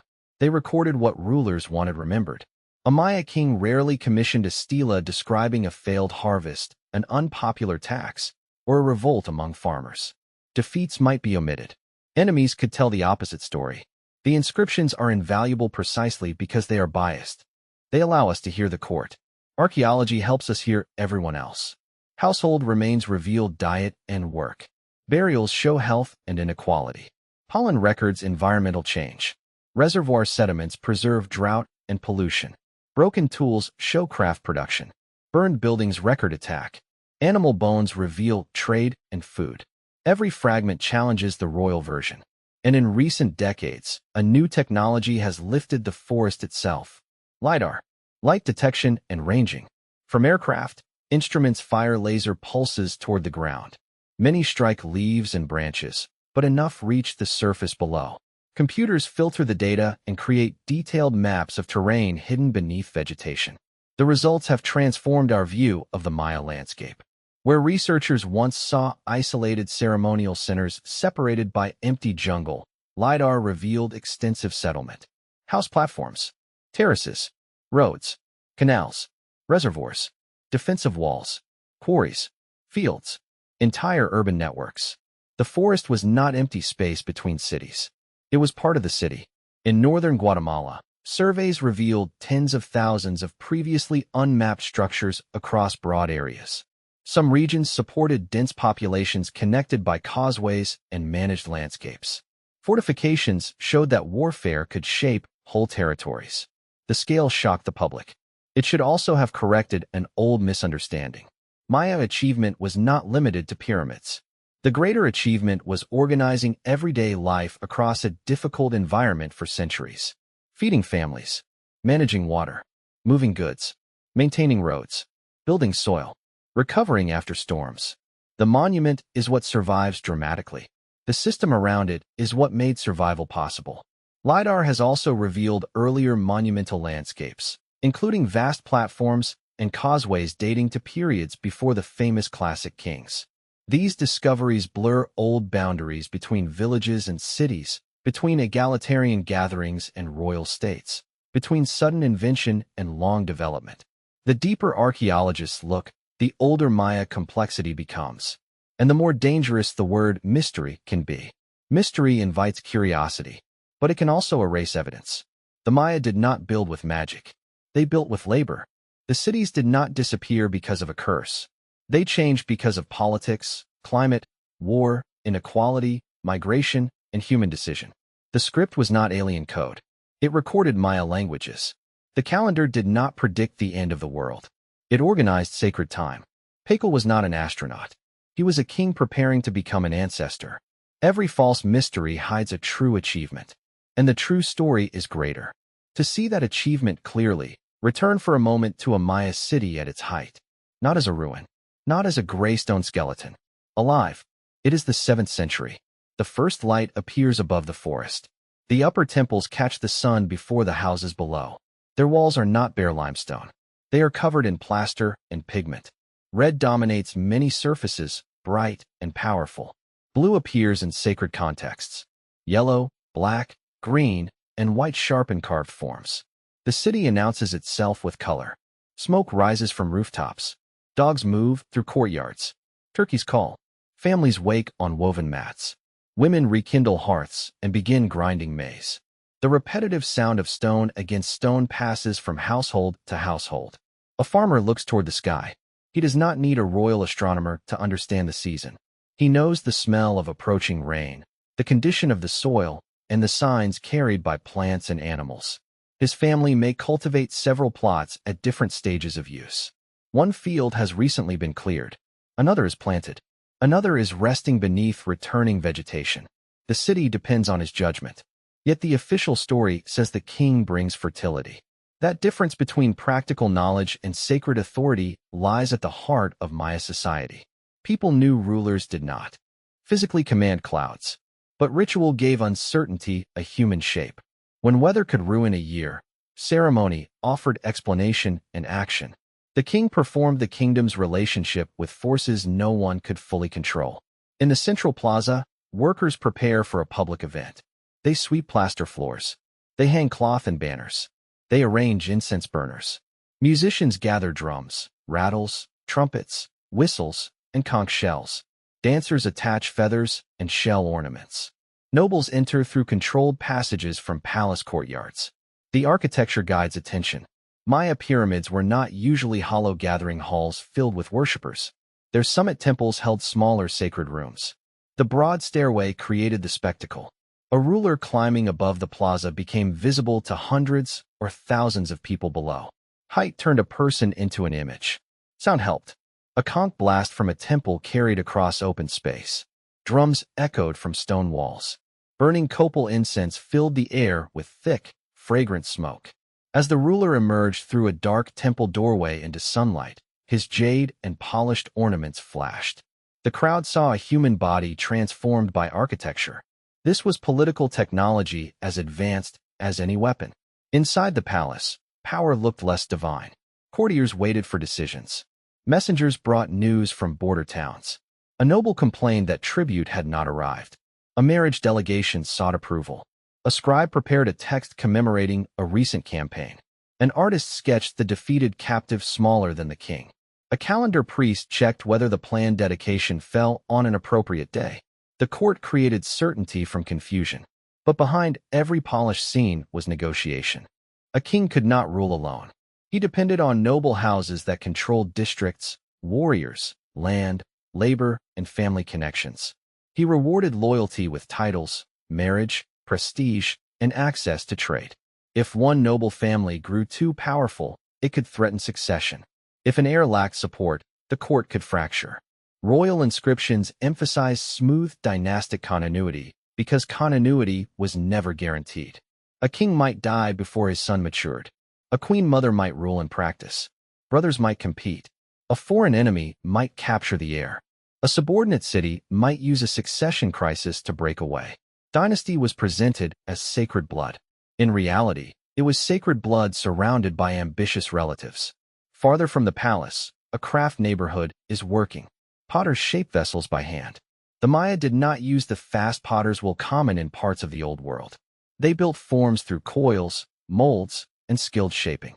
Surfaces were smoothed, slipped, painted, and fired. Fine vessels could require specialist workshops and court patronage. Stoneworkers knapped flint and obsidian.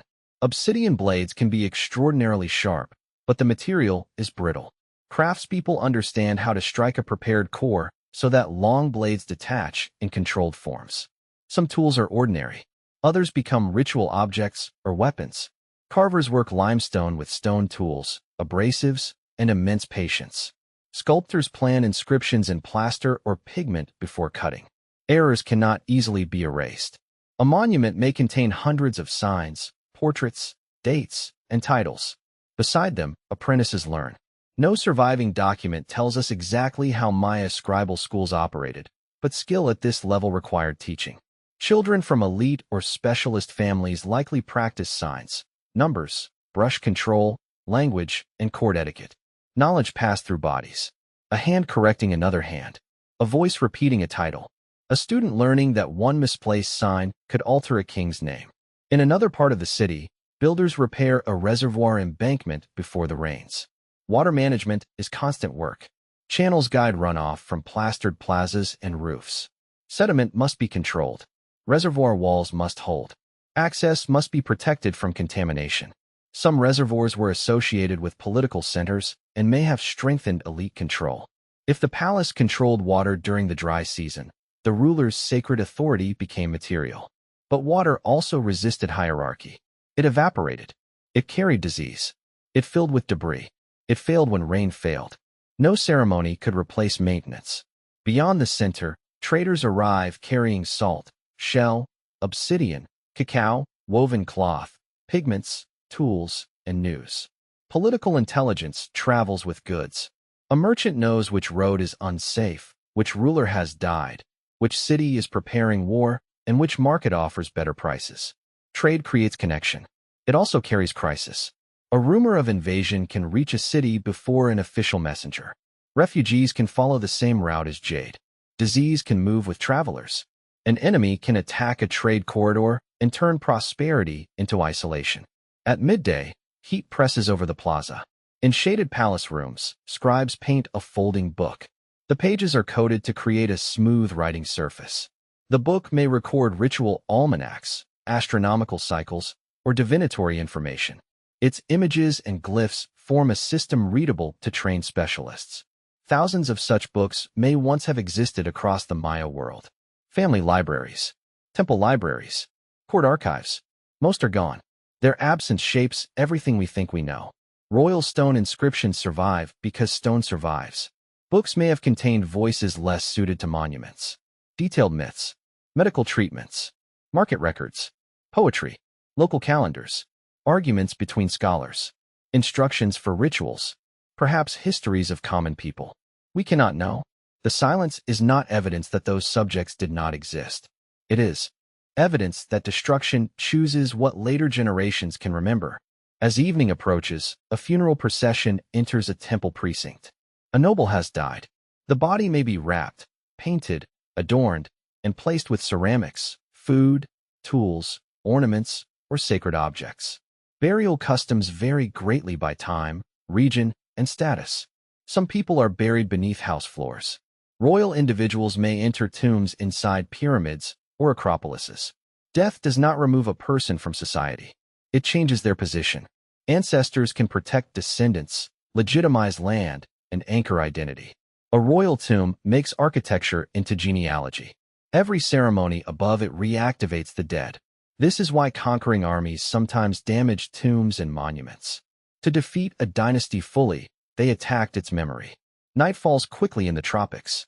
Without electric light, darkness transforms the city. Hearts glow. Torches move through courtyards. The temples become black shapes against a sky crowded with stars. Now the astronomers work. They are not standing in a modern observatory with one assigned function. They are priests, scribes, nobles, and specialists operating within royal institutions. They compare observations with inherited records. A planet appears where calculation predicted. A lunar cycle approaches a dangerous phase. A future ceremony is set. Below them, most people sleep. They will never see their names on a monument. Yet their labor supports the astronomer, the temple, the king, and the entire promise of cosmic order. This living city is the key to the later collapse. It is magnificent because every part is connected. It is vulnerable for the same reason. If farmers cannot produce surplus, the court weakens. If the court cannot protect trade, workshops suffer. If reservoirs fail, neighborhoods leave. If nobles rebel, labor disappears. If a king loses war, sacred confidence fractures. Complexity creates power by binding people together. Crisis turns those bonds into pathways of failure. Now imagine the same city 50 years later. The first drought has passed, but harvests remain uncertain. A nearby ally has defected. Refugees arrive from a burned settlement. The king orders a new monument celebrating victory, though the battle was inconclusive. Nobles demand more tribute to equip warriors. Farmers hide part of their maize. Reservoir water tastes foul near the end of the dry season. A child grows up hearing that the gods were once more generous. Another decade passes. The royal heir is captured. A palace burns. A road becomes unsafe. One noble family leaves with its followers. The city still performs ceremonies. The drums still sound. That is what makes the end difficult to recognize. People living through collapse rarely wake one morning and name it. They experience shortages, political arguments, migration, rumors, temporary measures that become permanent. The temple does not know it is becoming a ruin. The final scribe carving a date does not know it will be the last. The family leaving its home may believe it will return after the rains. Perhaps they close the doorway. Perhaps they bury a household god. Perhaps they carry seeds. Then the forest enters. A roof beam rots. A vault collapses. Soil gathers on the floor. Birds nest in a royal chamber. Roots split plaster. Centuries later, an explorer calls the city lost. But the people were never lost. They had gone somewhere. To another town. Another kingdom. Another language community. Another political world. The ruin records the death of a place. It does not record the death of a people. The modern era did not free the Maya from the forces that had pursued them since conquest. Across Mexico and Central America, governments demanded indigenous land, labor, and loyalty while often treating indigenous identity as an obstacle to national progress. Maya communities faced pressure to abandon their languages, clothing, communal institutions, and religious practices. Some policies offered education. Too often, education meant assimilation. Children learned that the language spoken by their grandparents belonged to the past. Ancient Maya civilization might appear proudly in a textbook, while the Maya child reading it was taught to feel ashamed. The separation between the admired ancient Maya and the marginalized living Maya became one of the most persistent forms of historical erasure. Tourists could climb a pyramid. A Maya vendor might be treated as if she had no connection to it. Museums could display royal jade. Maya farmers could struggle to defend ancestral land. National identity wanted the monument. It did not always want the people. In Guatemala, inequality became especially violent. Large estates controlled valuable land. Indigenous communities supplied labor under coercive and exploitative conditions. Political reform threatened entrenched elites.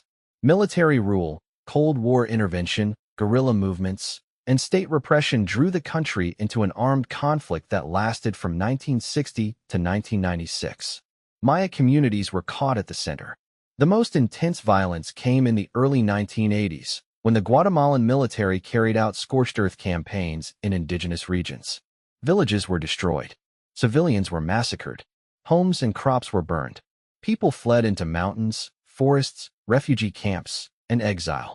The war killed or disappeared more than 200,000 people. A United Nations-backed Truth Commission later concluded that the vast majority of identified victims were Maya and that state forces committed acts of genocide against specific Maya groups. This was not ancient history. Survivors still live with it.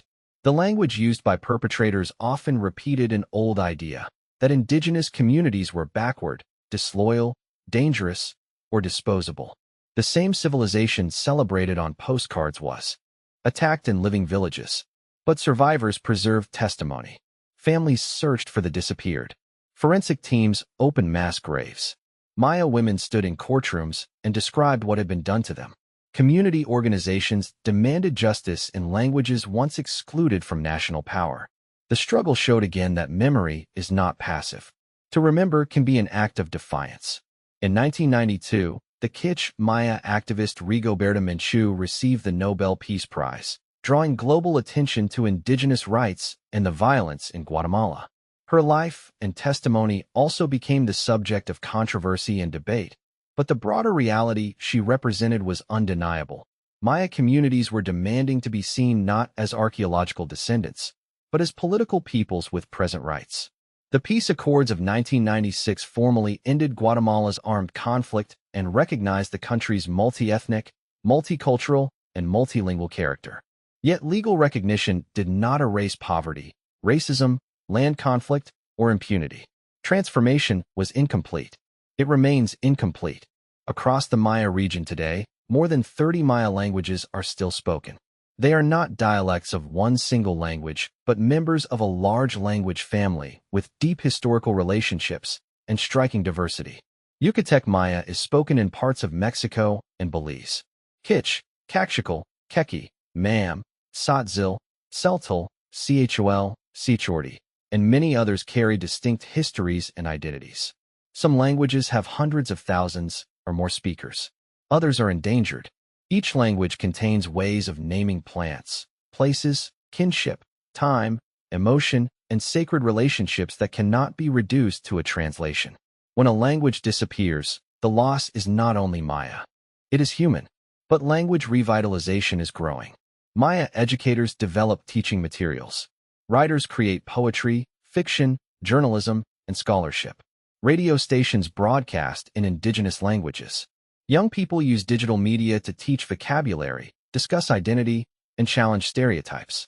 Epigraphers train new generations to read ancient glyphs. Maya scholars increasingly lead research about Maya history rather than appearing only as guides or informants. The script once burned can now be taught again. This revival creates a powerful scene. A Maya child stands before an inscription carved more than 1,000 years ago. The signs are no longer mute. She can learn to pronounce the name. She can recognize words related to languages spoken in her own family. The distance between ancient and modern begins to close. At archaeological sites, community involvement is changing how heritage is understood. Local people work as researchers, conservators, guides, artisans, and cultural authorities. Debates continue over ownership, tourism, excavation, and the removal of objects to distant museums. Who owns a royal tomb? Who has the right to tell its story? Does an artifact belong to humanity, to a nation, to a local community, or to the descendants of those who made it? There is no simple answer. But for centuries, Maya voices were the ones least often asked. That is changing. Modern Maya spirituality also continues in many forms. Some communities maintain calendar traditions. Daykeepers interpret sacred cycles and perform ceremonies. Offerings may be made with candles, incense, flowers, food, drink, and prayers. Catholic saints, evangelical Christianity, older Maya sacred beings, and local customs coexist in complex ways that differ from place to place. There is no single modern Maya religion, just as there was no single ancient one. Corn remains more than a crop. It carries memory, identity, nourishment, and relationship to land. In many traditions, humans are understood through maize. Echoing creation narratives preserved in the Popol Vuh. Planting can still be sacred. Harvest can still require gratitude. The calendar can still organize responsibility between people, ancestors, and the world. These continuities do not mean modern Maya life is unchanged since antiquity. No living culture remains frozen for 1,000 years. Continuity is not repetition. It is the ability to change without surrendering every connection to the past. A smartphone does not make a Maya speaker less Maya. Migration does not erase identity. Christian belief does not automatically eliminate older ways of understanding. A modern city does not end a people's connection to ancestral land. The Maya have always adapted. Adaptation built the first villages. Adaptation created reservoirs in dry landscapes. Adaptation moved power from the southern lowlands to northern trade centers. Adaptation preserved stories in the Latin alphabet after the hieroglyphic books were burned. Adaptation carried communities through conquest, rebellion, and genocide. The Great Transformation was never one event around the year 900. It was the entire history, a civilization repeatedly becoming something new. That is why the title Lost Civilization must be used carefully. Cities were lost beneath forest. Names were lost when books burned. Royal histories were lost when writing could no longer be read. But the civilization itself did not become nothing. Its descendants remained in the same broad homeland. They planted. They traded. They prayed. They fought. They remembered. And eventually, they helped the stones speak again. There is one final journey we must make. Across the cities themselves. Because each ruin preserves a different answer to the same question. What made Maya civilization powerful? And what made it vulnerable? Begin at Tikal before sunrise. The forest is still dark when the first birds call. Mist hangs between the temples. Then the sun reaches the summit of Temple 4, one of the tallest structures at the site. From above the canopy, temple roofs rise like islands from a green sea. This view has become an icon of the ancient Maya. But the forest hides the true city. Below are reservoirs, palaces, causeways, residential compounds, administrative spaces, workshops, and generations of construction. The North Acropolis contains layers of royal burials and temples built over earlier ones. The Central Acropolis formed a maze of courtyards and rooms. The Great Plaza staged royal authority between towering pyramids. Tikal tells us that Maya kings built upward by burying the past without destroying it. A temple was expanded, a platform covered, a tomb enclosed. The city became a stack of remembered worlds. It also tells us that political recovery is possible. Tikal endured the defeat of 562, more than a century of reduced royal display, and the power of the Snake Kingdom. Then Jasa Chan Kawil restored its voice. But the recovery carried a cost. New temples, new wars, and new monuments renewed the same competitive system that had nearly destroyed it. Tikal survived one collapse of power. It did not escape the larger transformation. Travel north to Calakmul. The site lies deep within what is now Mexico's Calakmul Biosphere Reserve. Its enormous structures rise from a landscape once filled with settlement. Calakmul's monuments were carved in local limestone that often weathered badly, erasing details that might have told us even more. Yet its emblem remains unforgettable. The snake. Calakmul reveals that Maya power could work without direct occupation of every enemy. Its rulers built networks. They became overlords, patrons, allies, marriage partners, and threats. They surrounded Tikal politically before defeating it militarily.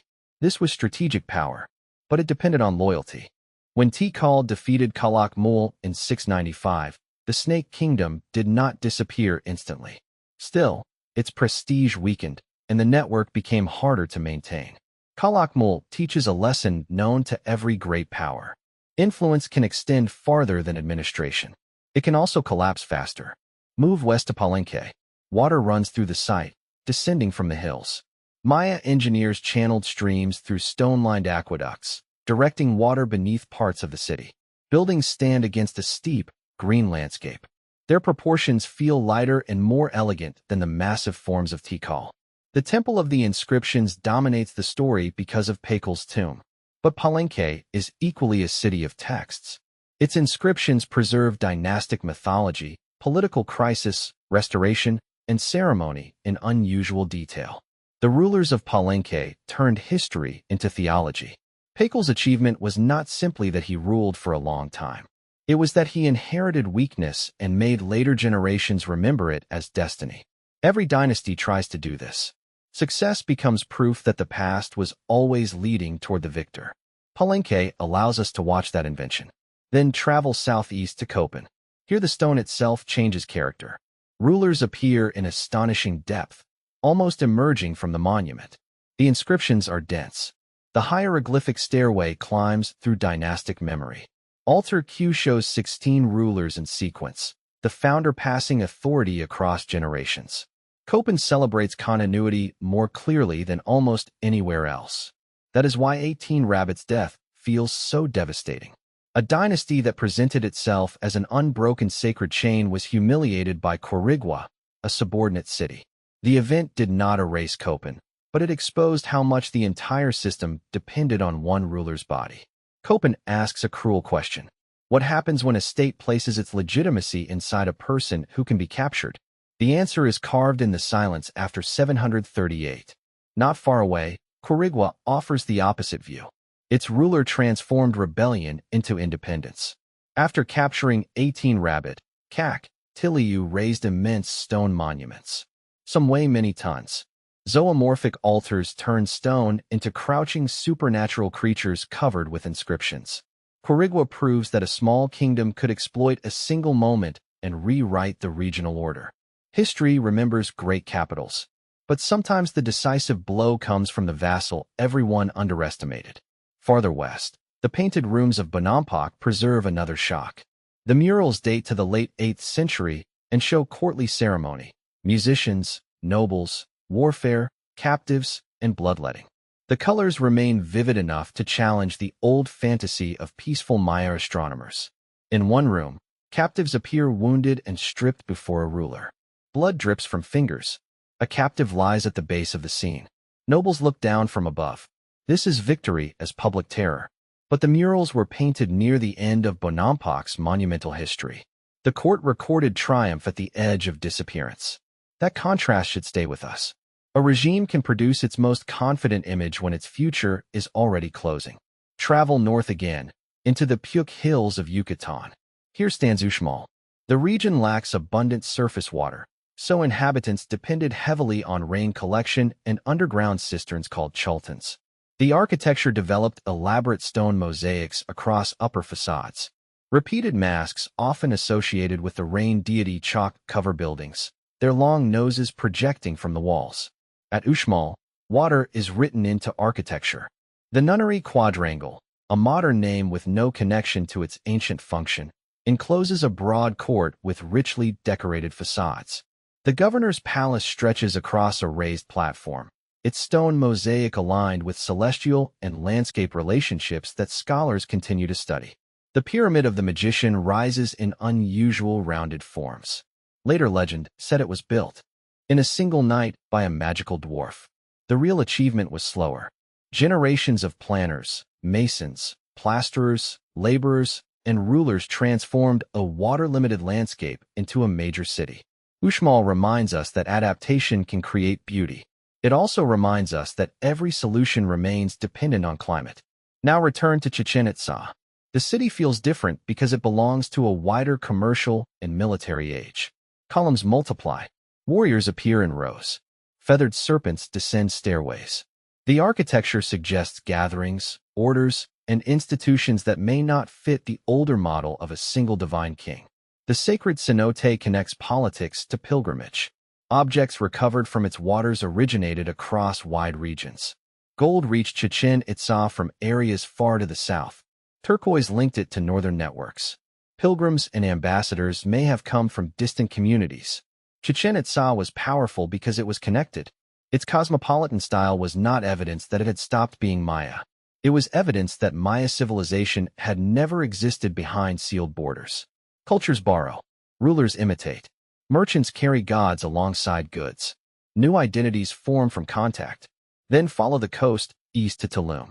Its walled center stands above the Caribbean, overlooking water that shifts from turquoise to deep blue. Tulum flourished later than the great southern capitals and remained occupied into the contact period. It participated in maritime trade, watching canoes move along the coast.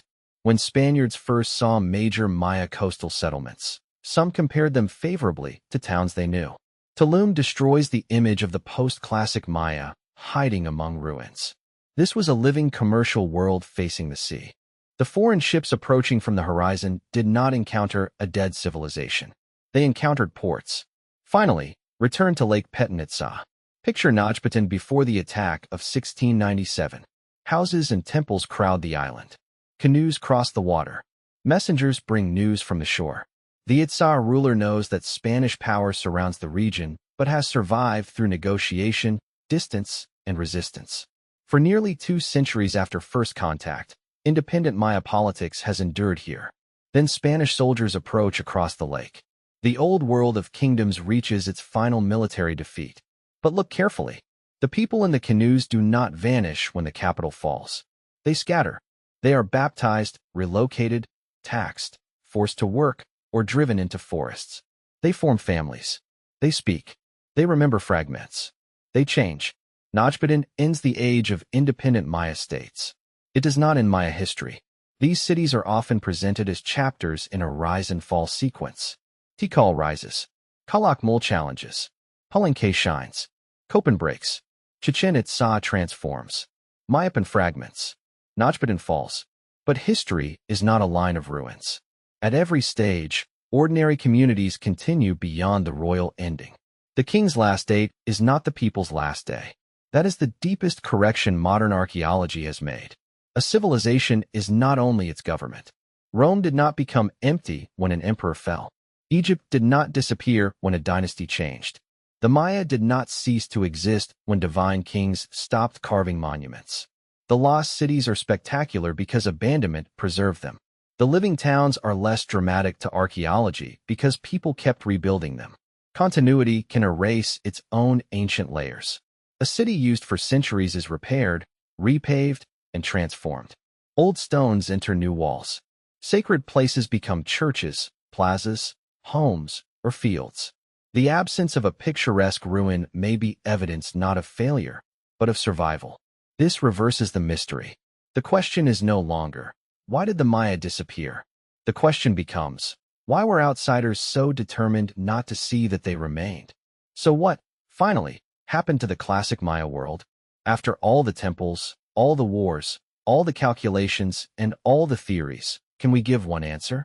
No, and that is not a failure. It is the answer. The southern lowland kingdoms were not one machine, so they did not break in one way. Each region combined pressures differently. At some cities, warfare came first. At others, drought became decisive. In some valleys, population placed heavy stress on land.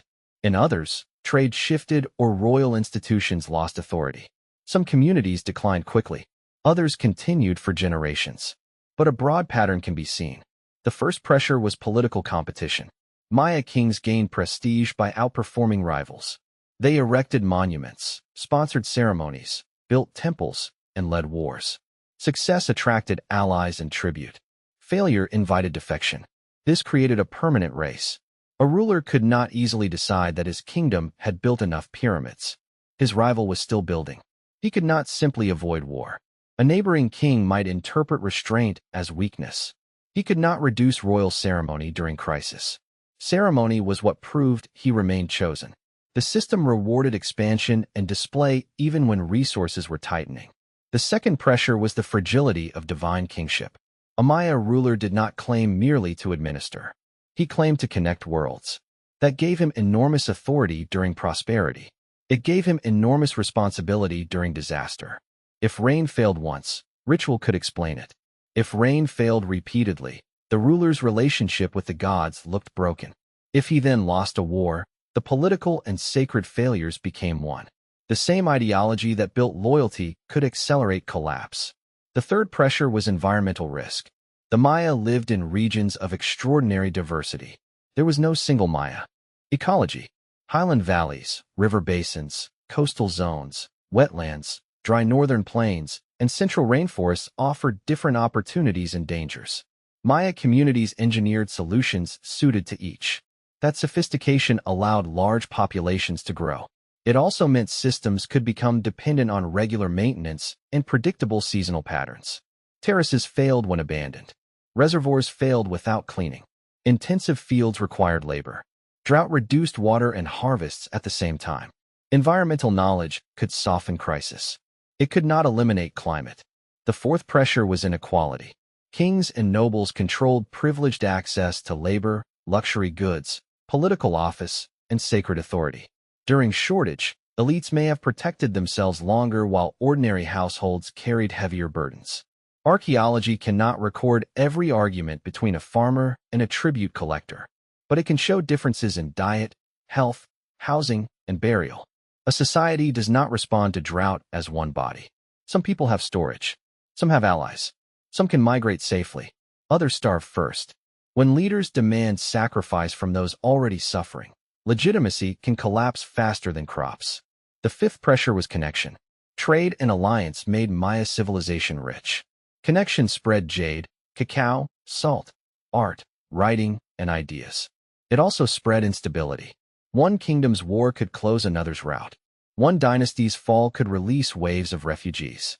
A drought in a major producing region could affect distant markets.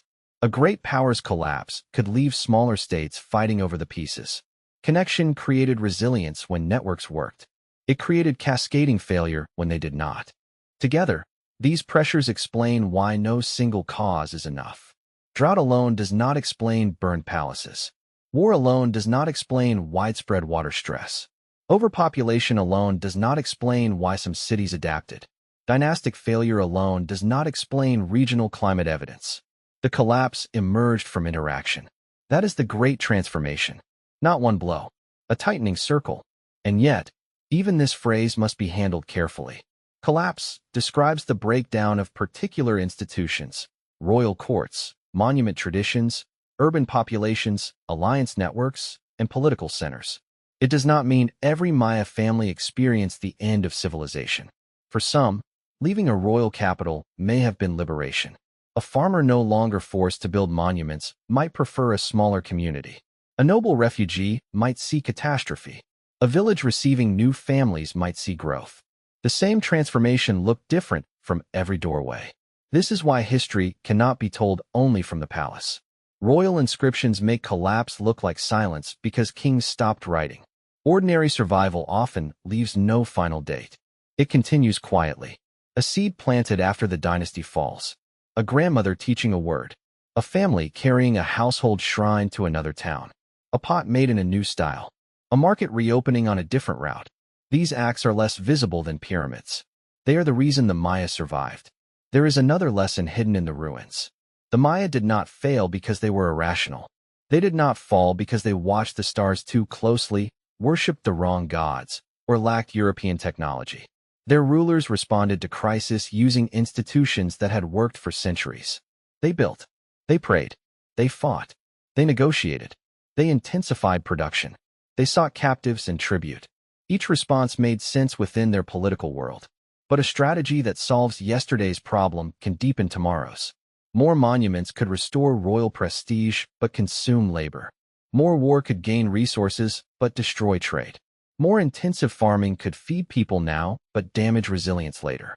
More centralized water control could organize survival but make people dependent on unstable authority. Collapse often begins when successful solutions continue beyond their limits. That is why the Maya story feels so modern. Not because it offers a simple warning that drought destroys civilization, and not because the Maya were somehow predicting our future. It feels modern because it shows how environmental change enters society through politics. A dry year becomes famine only when food systems fail. Scarcity becomes mass death when power distributes suffering unequally. Migration becomes conflict when borders close. Public trust collapses when leaders promise control they do not possess. The Maya past does not give us a prophecy. It gives us a mirror. But the mirror shows more than disaster. It shows adaptation. After the southern courts declined, northern cities flourished. After books were burned, Maya authors wrote in a new script. After conquest destroyed kingdoms, communities preserved land and language. After colonial governments demanded assimilation, Maya identity survived. After genocide attempted to erase villages, survivors testified. The story is not a warning without hope. It is proof that transformation does not belong only to rulers. People below the monuments also shape history.